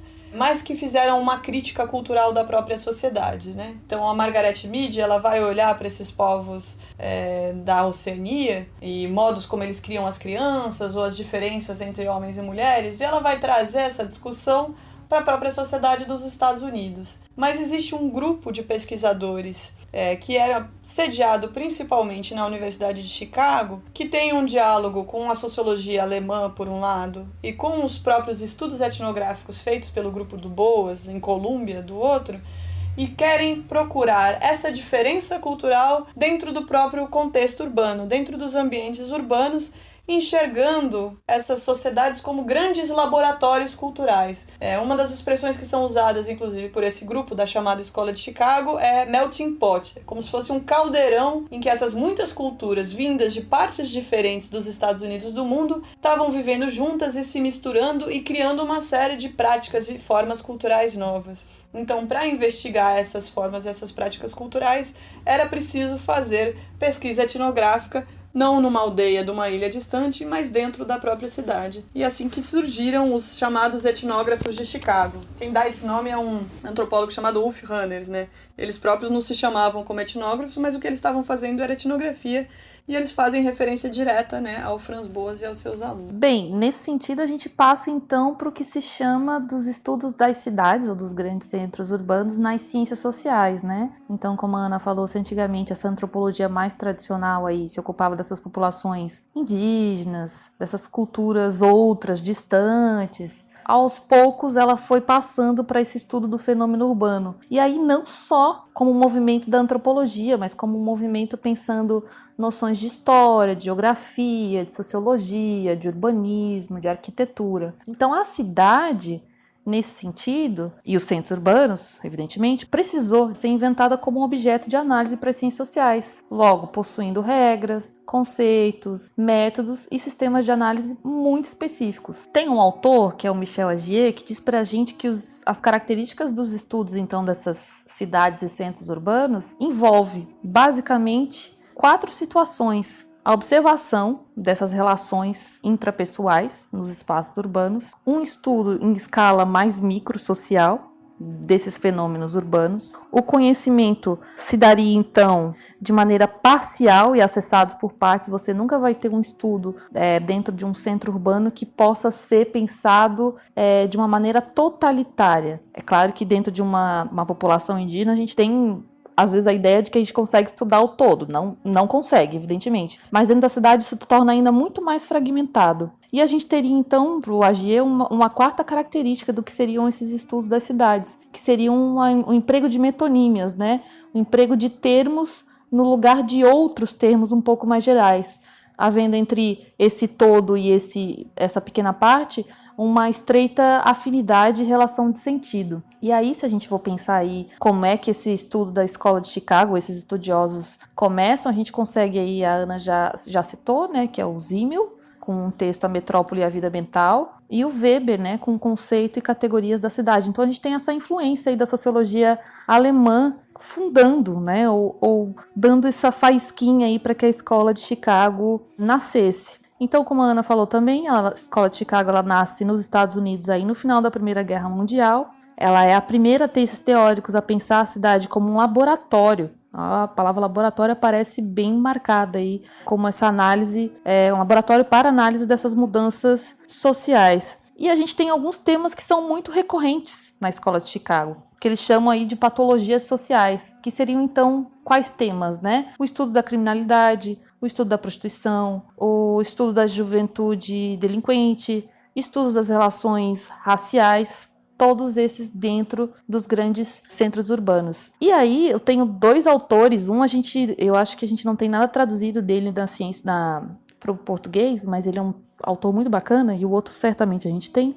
O primeiro é o William Thomas, que estudou aí um dos primeiros vertentes aí da Escola de Chicago, que estudou os imigrantes poloneses na Europa, e ele fazia esse estudo olhando as cartas que esses imigrantes poloneses na América mandavam para a família que estava na Europa. Então ele fez esse estudo a partir das trocas de cartas, né? A gente acha que hoje olhar as cartas ou o material escrito dos nossos interlocutores é algo muito recente, mas o Thomas estava fazendo isso lá em 1920, 1915, né? Entre 15 e 20. E a gente tem o Robert Park, que a Ana já falou, que fez esse estudo aí da cidade para investigação desse comportamento humano no meio urbano também, nesse meio tempo aí, trazendo essas novas reflexões do contexto urbano para sociologia e para antropologia. O William Thomas ele inova olhando para essas cartas dos imigrantes poloneses, enquanto o Park inova fazendo pesquisa de campo. E aí a origem de formação dele é que o Robert Park era jornalista, né? Então, pensando nas áreas com as quais a antropologia conversa, o Park, antes de ser um etnógrafo, ele era um jornalista.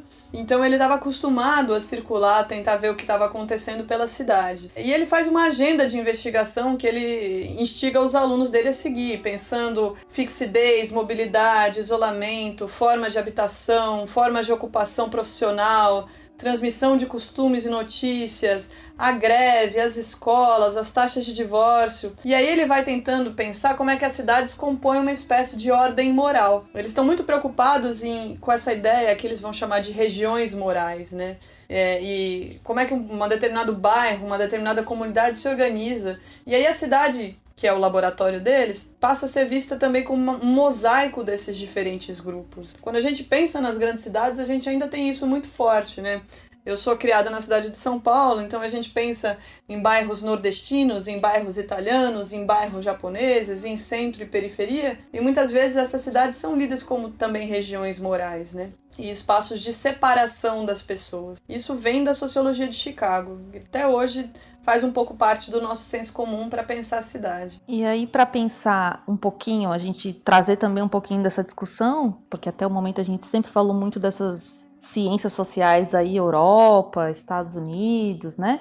Quando a gente pensa aí a influência da escola de Chicago no Brasil, a gente tem esses dois autores, né, o Thomas e o Park, estão escrevendo aí em 1918, 1920, e a gente tem, então, a Escola de Chicago chegando no Brasil a partir de meados de 1930, com a Escola de Sociologia e Política, então, fundada em 1933, se não me engano, e a Faculdade de Filosofia, Letras e Ciências, fundadas em 1934. E aí, sobre a Faculdade de Filosofia, Letras e Ciências, eu acho que a gente tem dois textos muito bacanas que a gente deveria retomar aí nos cursos de Ciências Sociais e Antropologia, sobretudo o último que eu vou falar, justamente pela predominância e pelo surgimento de mulheres pensando mulheres na cidade. Então, o primeiro texto que eu acho muito bacana, que é do Donald Pearson, que ele está pensando aí as relações de brancos e negros, e na época eu acho que ele falava pretos, né, no texto, brancos e pretos na Bahia, esses primeiros contatos étnico-raciais, assim, como é que se dava essa situação aí da questão racial, do racismo entre brancos e negros no estado da Bahia, na cidade de Salvador. E o último texto que eu acho muito bacana que a gente deveria trazer para as ciências sociais e retomar é o da Ruth Lentz, que é A Cidade de Mulheres, que foi publicado no final da década de 40, começo da década de 50, enfim, não lembro a data direito. 47, que é um texto muito bacana, onde ela está pensando aí a questão das mulheres, essa perspectiva aí das mulheres dentro da cidade. Quer complementar falando um pouquinho da Ruth Lentz? Não, eu acho que é interessante, porque a gente faz essas pontes entre Chicago e os culturalistas, né, embora eles estejam trabalhando com ferramentas teóricas diferentes, mas a própria Ruth Lentz foi aluna da Ruth Benedict, quando ela veio, antes dela vir para o Brasil. E ela teve um contato com as populações negras americanas e tal, que foi recomendado para ela até como uma espécie de vai se acostumando antes de vir para o Brasil. Mas a Ruth Lentz, ela chega tentando pensar as relações raciais na Bahia, né, em Salvador, e ela acaba se apaixonando pelo candomblé. Então o livro dela se torna um grande estudo sobre o candomblé, que é um grande tema, né, da antropologia brasileira desde então, e faz observação participante, frequentando as festas e os rituais do terreiro, se consultando com pais e mães de santo. E a ideia de cidade de mulheres que emerge daí é justamente porque ela percebe esse enorme protagonismo que essas mães de santo, essas filhas de santo têm na vida cotidiana dessas populações que são marginalizadas na Bahia. Então, é uma análise que só é possível ser feita pelo fato dela ser uma mulher antropóloga em campo. Mas ela teve um auxiliar, né, que era um jornalista chamado Edson Carneiro, com quem ela teve um relacionamento. Então, parte das enormes críticas que o livro delas sofreu foi por uma leitura de que ela se envolveu demais com ele e, como mulher, a análise dela ficou enfraquecida por causa disso, né? E o livro dela foi, por muito tempo, muito rechaçado, porque é um livro que tem uma linguagem mais direta, que não se quer se arvorar muito de uma terminologia científica, como são os livros da Margaret Mead também, né? Que são livros até endereçados para um público mais amplo. Mas tem uma riqueza de detalhes etnográficos muito grande no livro dela. Então é um livro que realmente vale muito a pena retomar como um livro fundador da antropologia urbana no Brasil. Não só como um livro de estudos de gênero. É bacana demais esse livro, eu concordo contigo, assim.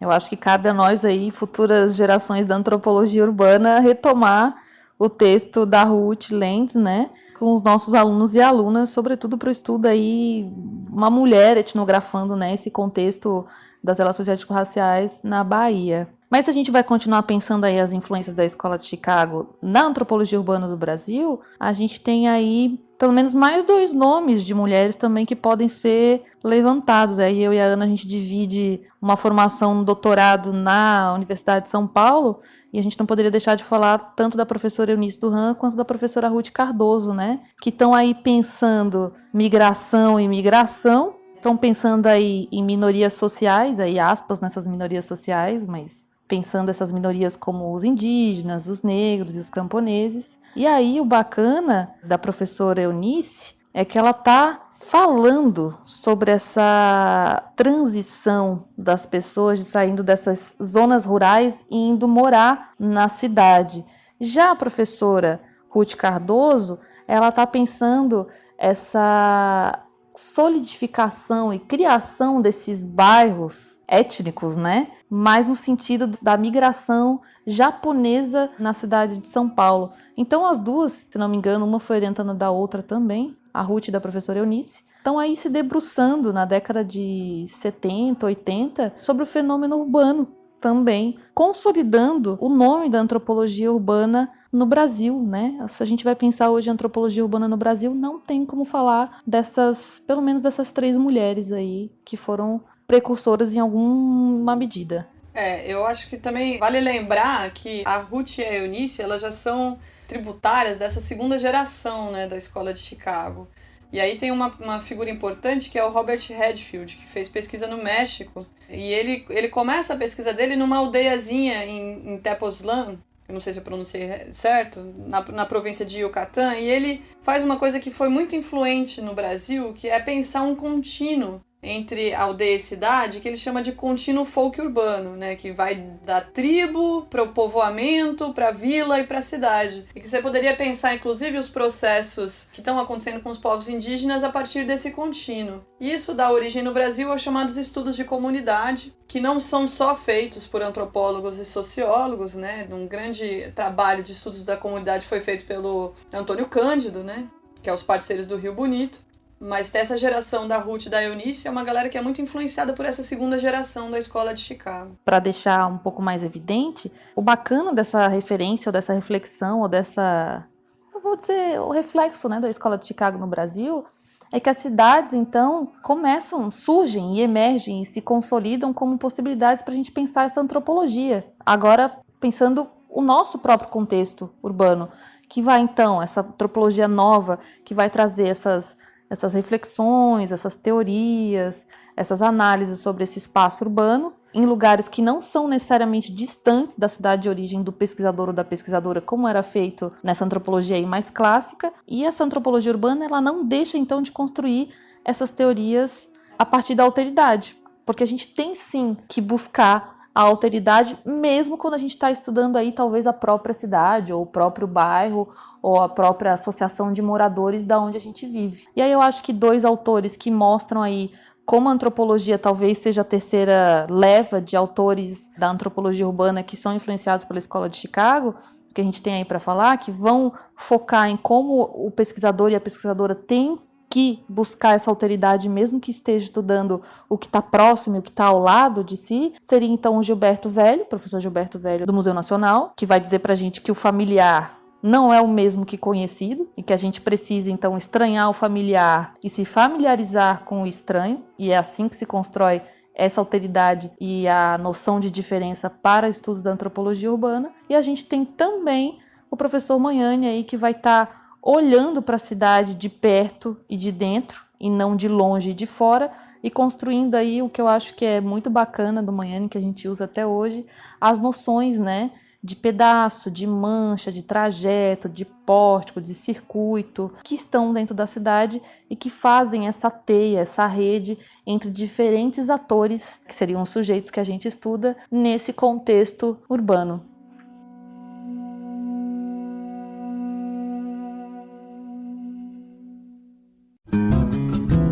Nossos colaboradores no Apoia-se ouviram esse episódio primeiro. Se você quer ouvir os nossos episódios com antecedência, acesse apoia.se/obrigahistoria e ajude a manter o História FM no ar.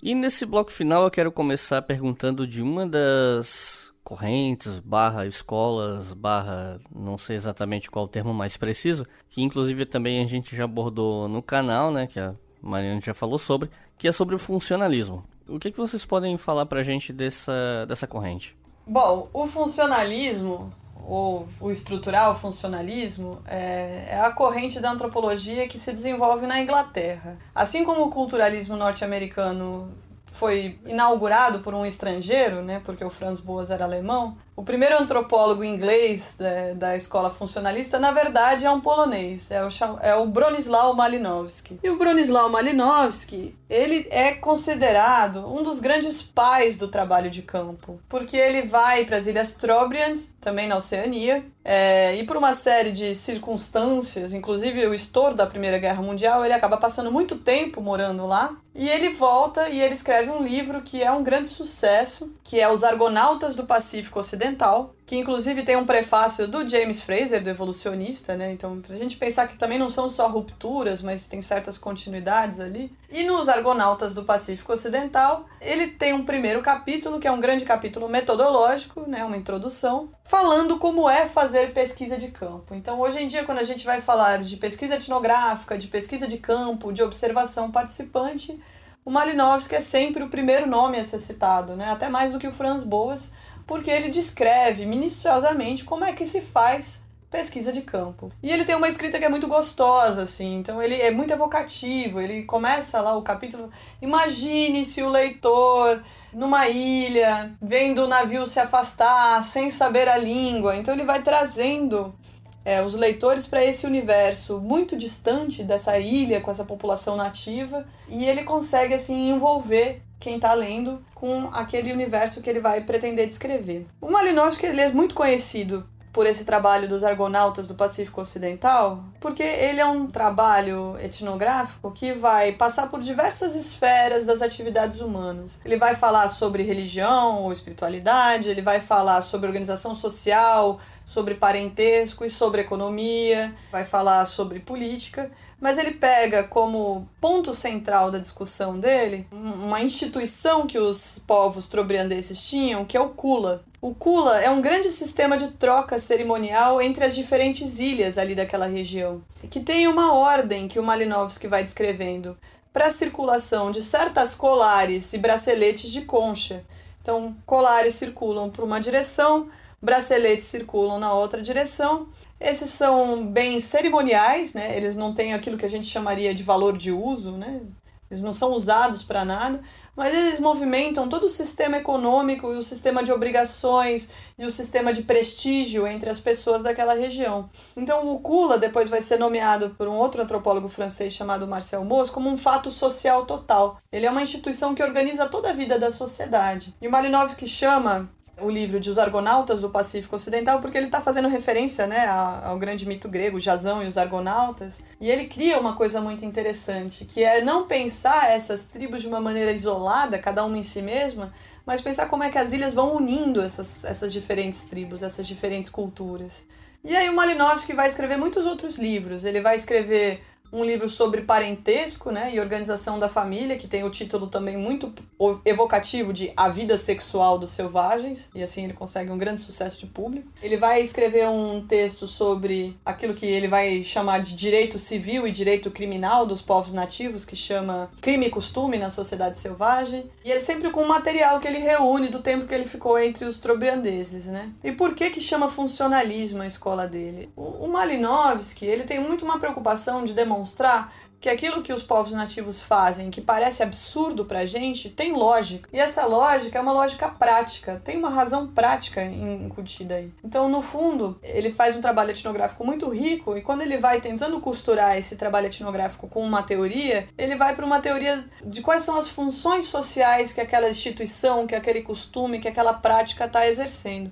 Que do ponto de vista do Malinowski é sempre uma função prática, né? Ele compra um pouco essa ideia do homem que calcula, né? Do homem econômico, do homem que quer maximizar o seu benefício, que isso vai ser muito criticado depois no trabalho do Malinowski. Vão dizer que ele é muito melhor etnógrafo do que teórico. Então, essa função prática, né? Ele vai dizer que os povos primitivos eles estão interessados nas espécies naturais, animais, vegetais, porque elas são boas para comer. Isso é um pouco simplista, né? Ele faz um resumo simplista do argumento dele, mas pensando que os povos primitivos eles têm lógica, eles têm racionalidade, e essa é uma racionalidade prática. Então, a troca cerimonial, na verdade, está estabelecendo formas de fazer paz com os outros povos e de ter relações econômicas com esses outros povos. Acho que do Malinowski a gente pode falar bastante, mas em termos da fundação da escola funcionalista é isso. E ele estimula os seus alunos, os seus estudantes a fazer trabalho de campo, né? O próprio Evans Pritchard, que é um outro antropólogo dessa escola, ele foi aluno do Malinowski.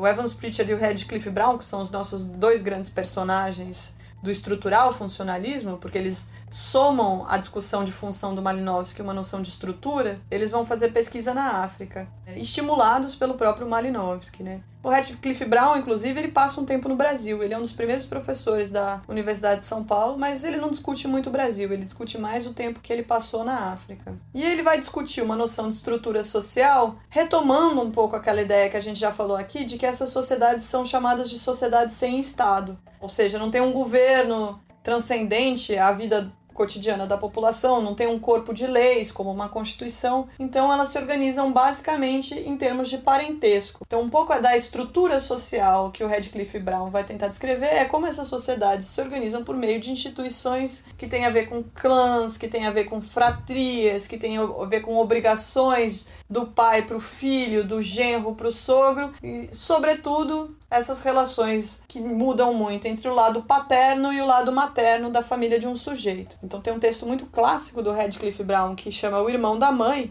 que são as chamadas relações jocosas. Porque as relações de um sujeito com o irmão do pai são relações de obrigação, de uma série de compromissos, elas são relações marcadas por uma certa reserva, por uma certa polidez. As relações do sobrinho com o irmão da mãe, com o tio materno, são relações de brincadeira, de pilhéria, são relações completamente diferentes porque as obrigações e os vínculos de parentesco entre o sobrinho e o tio materno são muito diferentes das relações dele com o tio paterno. Esse é um texto que a gente normalmente traz para os nossos cursos do Radcliffe Brown. E a ideia de estrutura dele é de estrutura social mesmo, formas de organização da vida social. Bem, então, assim, em linhas gerais, enquanto o Malinowski fazia a listagem dessas necessidades mais básicas da população que ele estava estudando e pensava nessa correspondência a partir de instituições como Kula, que funcionavam então para satisfazer as necessidades básicas, o Radcliffe Brown pensava a sociedade como um organismo, bem numa leitura de Durkheim, assim, um organismo vivo que coexistia de maneira coesa e era independente e externa ao indivíduo. Então, para o Radcliffe Brown, as relações de parentesco elas seriam tão sólidas quanto os artefatos que circulavam no Kula lá da análise do Malinowski, né? E a gente sabe que essas duas teorias, a funcionalista e a estrutural funcionalista, elas declinam, elas começam a serem muito criticadas a partir dos anos 60, porque era pensado que elas também favoreciam ou estimulavam esse pensamento colonial de estudo sobre o outro, né? E aí uma das críticas que se faz também para essas duas estruturas é que elas não conseguiam dar noções, uma explicação um pouco mais coerente para as causas, né, desses fenômenos sociais. Elas se preocupavam muito mais com os efeitos desses fenômenos. E outras críticas que se faz também é que elas eram muito pouco eficazes, tanto a teoria do Malinowski quanto a teoria do Radcliffe Brown, para explicar as diferenças culturais. Como então as mesmas necessidades, aí pensando em Malinowski, poderiam originar diferentes formas ou diferentes instituições para atendê-las, né, essas necessidades. E aí a crítica ao Radcliffe Brown era como é que a gente poderia pensar então se a sociedade é um todo coeso, interno e estável nos conflitos que existiam dentro dessas sociedades. Então, como é que fica a harmonia dentro dessa lógica, se a sociedade é estável e coesa e tem conflito, como é que fica a harmonia social? Uma terceira crítica seria também, enquanto um funcionalismo aí do Malinowski que estava muito centrado no indivíduo e na satisfação das suas necessidades um pouco mais básicas, o estrutural funcionalismo estava centrado na sociedade. Ambas as correntes teóricas construíram assim, ou montaram, foram elencando um conceito super socializado de ser humano, que muitas vezes ignorava a possibilidade de agência individual e não mais coletiva desses sujeitos, né? Então, se a gente for resumir as duas críticas para o funcionalismo e para o estrutural funcionalismo, é que a visão de sociedade como extremamente coesa, estável, que supra as necessidades básicas através de funções e instituições dos indivíduos é um pouco ultrapassada e um pouco hipervalorizada, assim, né? A gente sabe que há, até hoje, muitas divergências dentro de uma própria sociedade e que nem sempre essas necessidades mais básicas dos seres humanos elas são atendidas a partir de instituições ou de funções em determinados objetos e situações, né?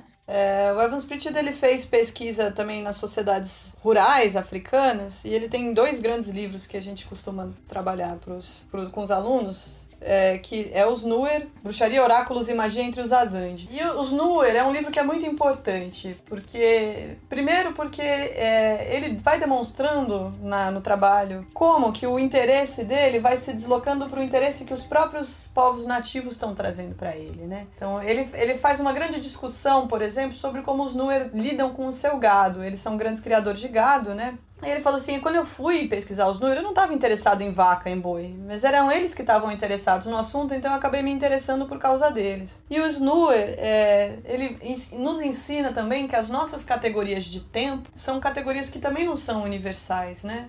Os Nuer não tem uma palavra abstrata para tempo. Esse tempo que é igual, cada minuto é a mesma medida do outro minuto, que a gente pode contar no relógio, que a gente pode contar no calendário. Isso não faz muito sentido para aquela população dos Nuer, né? Eles pensam no tempo a partir das tarefas que eles têm que desempenhar, né? Cuidar do gado, cuidar da roça, se deslocar para uma outra aldeia, fazer guerra. São tempos que são os tempos das tarefas, né? São momentos, são períodos, são ritmos das estações. Então a gente vai desconstruindo um pouco essa noção abstrata de tempo que a gente tem quando a gente lida com os outros povos. E o Evans Pritchard também, ele faz uma análise política das relações, né, desses diferentes grupos dos Nuer, e ele vai trazer uma ideia de segmentaridade, que é a ideia de que grupos pequenos são considerados diferentes e até rivais uns dos outros, mas que eles se acoplam quando eles têm um outro grupo que também pode ser formado por grupos menores, e aí se formam outras unidades, e que isso faz sentido para pensar essas comunidades, essas aldeias, que às vezes se agrupam em clãs, aí a aldeia, daí a região, daí a tribo. Um exemplo, um comparativo meio bobo que a gente dá para os alunos é pensar, por exemplo,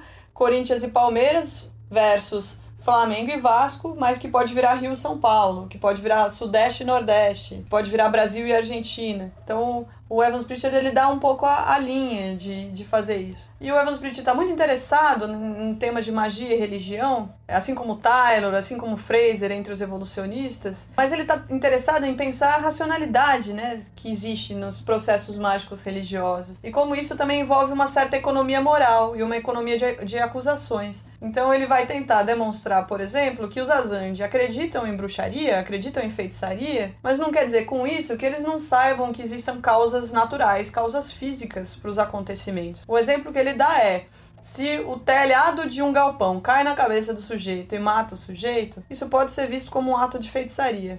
Não quer dizer que o caibro não tivesse frouxo, comido por cupins, que tivesse uma manutenção que precisa ser feita, que caiu uma tempestade lá que fez o teto cair. Essas são as causas físicas e naturais. Mas o fato daquele sujeito estar lá naquele momento e ter sido vítima desse incidente, isso é resultado de feitiçaria. Então ele vai pensando essa racionalidade na feitiçaria, que é muito interessante, né? É um livro muito bom. Esse pessoal do estrutural funcionalismo, ele tem pensado, pensava essas questões a partir de uma perspectiva de harmonia, mas não é uma hegemonia dentro da antropologia naquele momento, né? Pelo que a gente estava conversando em off, estava comentando sobre a escola de Manchester que pensa a partir do conflito. Então eu pediria para vocês falarem um pouco mais sobre isso, porque eu não faço a menor ideia. A escola de Manchester, ela vai surgindo, então, nesse momento que você bem falou, das noções de conflito, e penso, sobretudo, que ela surge aí nesse momento de conflito entre a coroa britânica e a necessidade de controlar essas colônias aí sob sua responsabilidade. E ela vem nesse sentido de fazer uma mediação entre colônia e esse processo aí de descolonização da África. É mais ou menos nesse contexto aí que ela está surgindo, dessa descolonização africana, no período aí da Guerra do Vietnã, durante o processo da Revolução Cubana, etc, etc, etc. Então, assim, para dar várias dicas, assim, né? Tá aí nesse contexto histórico, a base etnográfica, ou melhor, o espaço por excelência de estudos da Escola de Manchester é a África e a África do Sul. Tem essa mudança de objeto que você mesmo falou na pergunta, que não é mais essa estabilidade, essa harmonia, essa coesão social, e também não mais esses interlocutores isolados, afastados, né, de um centro hegemônico de pensamento, mais esses processos de conflito e esses sistemas, né, que estão em construção o tempo todo. Uma coisa que vale muito a pena resgatar também é que a Escola de Manchester, traz um método de pesquisa inovador, que é o uso das estatísticas, né, para obter esses dados etnográficos de maneira mais precisa. E a base da teoria metodológica dela é essa noção mesmo de desestabilização, de dessubordinização das colônias africanas em relação à colônia da Inglaterra, né, Grã-Bretanha. Elas estão estudando aí, então, a Escola de Manchester está estudando, então, essas relações sociais dentro desse contexto urbano, fazendo, então, essa análise de situação, né? É o que a Ana falou aí de sincronia, diacronia, né? É olhar aquele momento, mas dentro de uma perspectiva um pouco mais histórica, e fazer esse estudo de caso de maneira mais específica. Então aí, quem a gente tem como um grande nome que se sobressai da Escola de Manchester é o Max Gluckman, que nasce então em Joanesburgo, ali no começo do século XX, 1911, né, século XX, e foi aí aluno do Evans Pritchard e do Radcliffe Brown, que são os dois grandes teóricos aí do funcional estruturalismo, né? Então a gente vai tendo essa passagem aí dos mentores do Gluckman, né, funcionais estruturalistas, e vai passando aí para essa escola de Manchester a partir da influência do Max Gluckman. E aí ele faz esse trabalho de campo dele, que foi muito bacana, na década de 30, na Zuzulândia. E ele vai pensar como é que se dá essa noção de oposição das pessoas, né, ao sistema do apartheid que estava aí rolando nesse período. Então ele está pensando aí essas relações de conflitos mediadas dentro do contexto urbano, as relações étnico-raciais que vão se apresentando aí dentro desse espaço de conflito, e de novo a gente volta para a temática aí dos grandes centros urbanos, né? O Gluckman, ele faz o texto que a gente considera muito clássico dele, porque ele apresenta seu método, é um texto que ele chama de análise de uma situação social na Zululândia moderna, né? Porque ele está pesquisando entre os Zulu. E o que ele faz de interessante, ele vai identificando esses diferentes grupos que estão ali envolvidos numa situação específica, que é a inauguração de uma ponte pelo governo colonial, e ele vai vendo como esses grupos vão se reposicionando a partir de diferentes objetivos, a partir de diferentes configurações políticas. Então, ele introduz o tempo e a história na sua análise, mas a partir de um certo recorte, que é o recorte daquele caso que ele está estudando. Por isso, essa análise situacional também é chamada de análise de caso estendido, que não é que ele vai pegar toda uma história de formação. Ele vai pegar uma mudança ao longo de um tempo determinado que ele considera que é o tempo relevante para a análise dele. E aí ele vai vendo como é que os atores vão se reposicionando, e isso dá margens para todo também um desenvolvimento de uma antropologia política, né? E é uma etnografia feita na África que começa a levar a sério o fato de que há uma presença europeia ali afetando os modos de vida daquelas populações. Porque você pega o Evans Pritchard e o Radcliffe Brown, o próprio Malinowski, trabalhando lá nas Ilhas Trobriand na Polinésia, eles até mencionam que existem agentes coloniais, mas eles escrevem as suas etnografias como se fosse num presente etnográfico, como se fosse sempre daquele jeito, aquelas pessoas vivendo daquele jeito, ou no máximo fazendo uma ressalva de que aquele modo de vida está acabando porque a colonização está chegando. E o Gluckman e esses autores da Escola de Manchester, eles estão levando a sério a presença europeia e incorporando a descrição dessas mudanças na sua própria etnografia. E eles, inclusive, estão propondo diferentes maneiras de lidar com o tempo, né? Então, um outro autor que a gente trabalha muito, que é o Leach, o Edmund Leach, ele já é influenciado pelo estruturalismo do Lévi-Strauss, que a gente não vai abordar nesse programa, mas quem sabe numa próxima. E ele vai pensar, por exemplo, como outros grupos sociais, eles se organizam de uma determinada maneira num determinado período, mudam para uma outra organização social num outro período e voltam para a primeira de acordo com as reconfigurações, com as alianças políticas. Então, é o que ele vai chamar de sistema Gunza e Gunlao no texto dele, de que também a gente não pode pensar o tempo culturalmente como se tivesse um segmento linear, mas ele passa por ciclos, idas e vindas, momentos de maior intensificação, de menor intensificação, e uma análise que vai levar a diacronia, que vai levar o tempo como um fator explicativo sério, tem que pensar nesses diferentes manuseios do tempo pelas próprias populações que estão sendo estudadas. E aí um outro autor que vai discutir o tempo na pesquisa, e é legal falar sobre isso num canal de historiadores, né, num canal de história, é um autor também, né, aluno do Gluckman da Escola de Manchester, que é o Victor Turner, que é um africanista também, né? Ele trabalha com os Ndembo,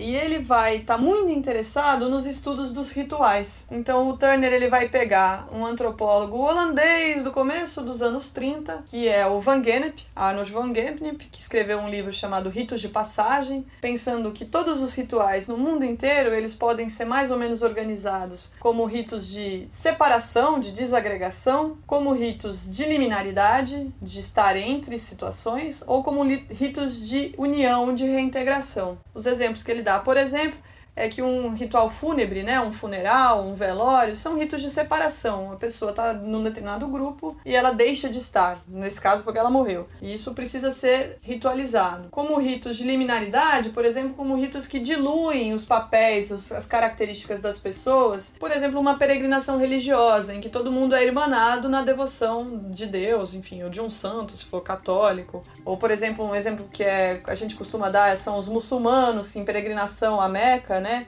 que se despem das suas roupas do cotidiano e se vestem de branco para andar ao redor da Caaba. São ritos de liminaridade. E ritos de integração ou de reagregação, um que a gente pode pegar como um exemplo básico é um casamento, que duas pessoas passam a se tornar uma unidade, que é o casal. Então o Turner pega esse modelo de ritos de passagem do Van Gennep e ele vai estudar os rituais na África. E aí ele vai olhar para o que está acontecendo ali e ele vai dizer que talvez as ciências sociais sempre usaram muito metáforas da biologia, né? O Radcliffe Brown falando da sociedade como um organismo, como a Mari falou, mas que talvez algumas metáforas possam ser mais interessantes para pensar as mudanças ao longo do tempo de uma sociedade. Então que, por exemplo, um rito de celebração de uma chefia, de um chefe que vai se tornar chefe, ou um determinado evento histórico, ele pode ser lido quase como se fosse uma peça de teatro nos modelos gregos, como um drama, né? Drama como equivalente de teatro, um drama social. E ele vai olhar para esses processos que ele acompanha, né, de formação de novas aldeias, de dissolução de aldeias, de eleição de um novo chefe, de guerra, como dramas, como rituais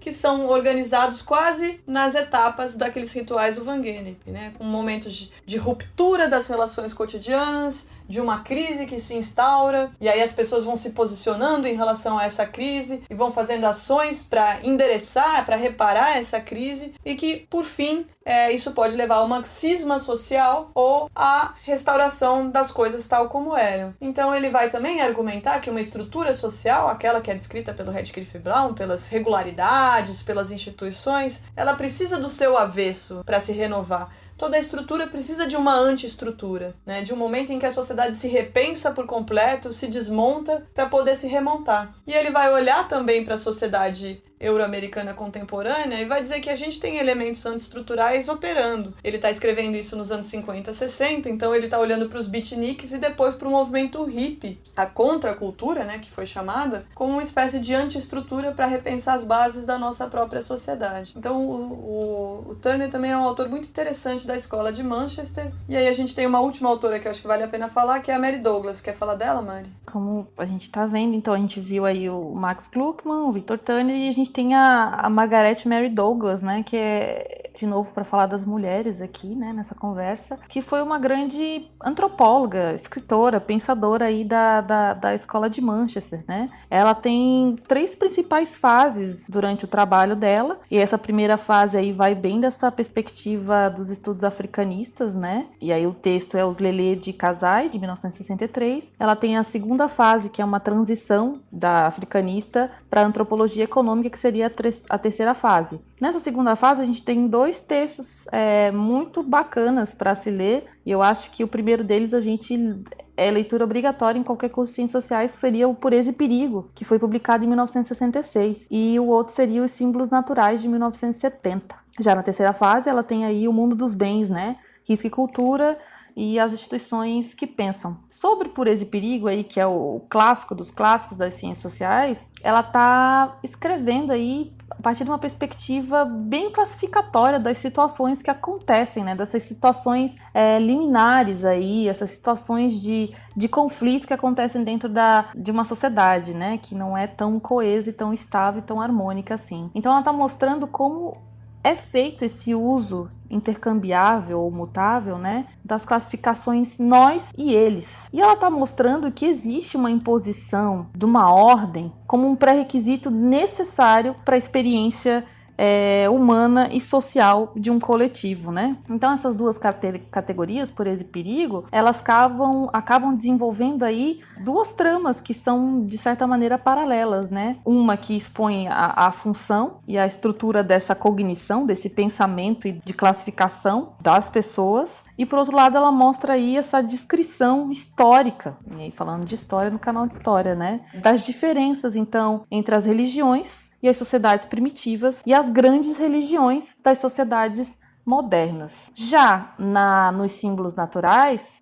ali de 1970, ela está buscando um sistema de esquemas cognitivos que dê um sentido a esse mundo que está supostamente desarrumado ou que está supostamente em conflito. Então ela vai fazendo uma aproximação nessa abordagem desses símbolos naturais do texto dela, das sociedades mais ocidentais. E ela vai focar, e aí diferente do Turner, né, ela vai focar nesse trabalho, nesse desdém que se tem pelo processo ritual, né, como sendo a experiência social, então aquela que pode auxiliar as pessoas nessa tentativa de dar um sentido ao mundo que está desarrumado, nesses contextos políticos, econômicos, culturais. Então ela passa a dizer pra gente que a experiência social é, então, sim, possível de ser classificada.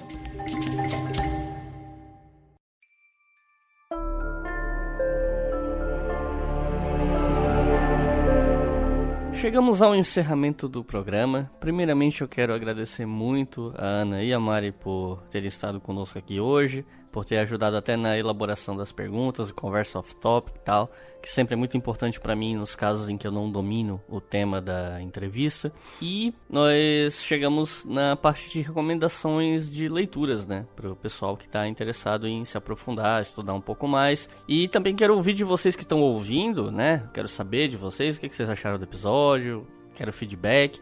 Se quer mandar um feedback sobre o episódio, elogiar, eu repasso os e-mails para Ana e para Mari também. Só mandar um e-mail para contato@historiafm.com. Mas enfim, vamos aos livros. Eu acho que, assim, pensando um pouco na ordem das coisas que a gente foi conversando hoje aqui, um dos primeiros textos, um dos primeiros livros que a gente poderia sugerir, eu acho até que eu já sugeri nos vídeos do canal, mas não custa reforçar, seria o livro chamado Evolucionismo Cultural, textos de Morgan, Taylor e Fraser, do Celso Castro. Ele faz uma compilação de textos desses autores que estão pensando e trabalhando a partir de uma perspectiva da antropologia evolucionista. Já o segundo texto, o segundo livro que eu acho muito bacana, que a gente que deve ser leitura obrigatória aí para quem quer saber um pouquinho mais da antropologia cultural, do culturalismo, também é um livro organizado e compilado pelo Celso Castro, que se chama Antropologia Cultural, Franz Boas. Ele está buscando basicamente aí textos do Franz Boas que fazem a gente pensar aí nessa noção de culturalismo, da escola de cultura, personalidade. Então seriam essas as minhas 2 recomendações aí para quem está iniciando na antropologia, quer ler um pouco,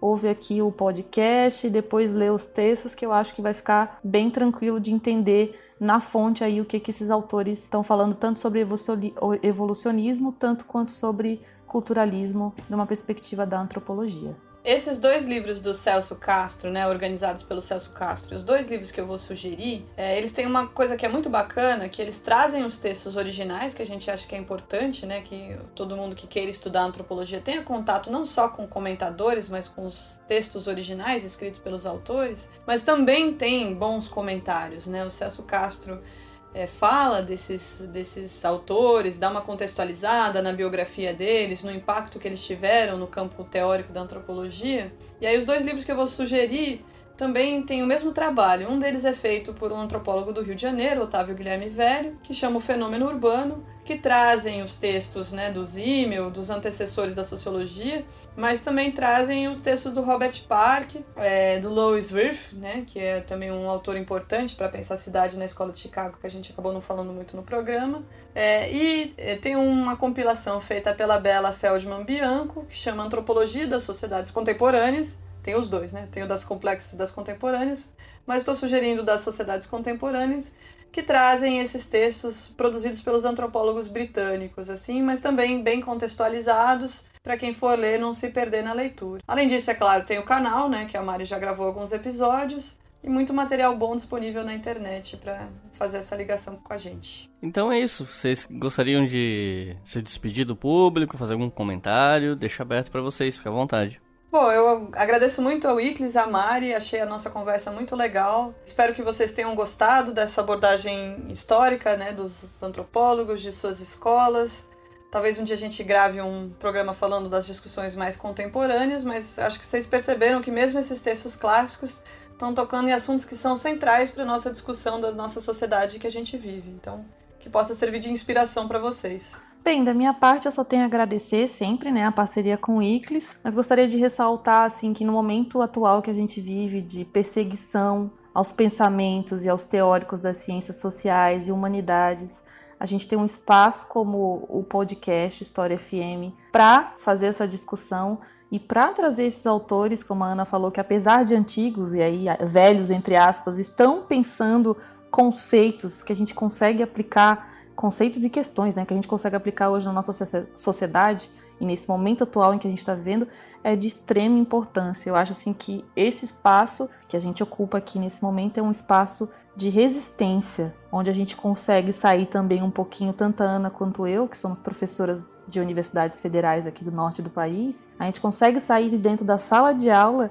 e falar um pouco com as pessoas que não estão dentro do espaço universitário neste momento e mostrar para essas pessoas o quão importante é falar sobre essa construção científica da antropologia, falar sobre alteridade, falar sobre respeito às diferenças, mais do que respeito às diferenças, a compreensão do mundo do outro e resistir frente ao que estamos vivendo neste momento. Então, só tenho a agradecer e deixo o meu beijo e meu abraço para todos e todas que estiverem ouvindo. E aos beijos e abraços, encerramos o episódio de hoje. Muito obrigado por terem ouvido até o final, pessoal, e até a próxima.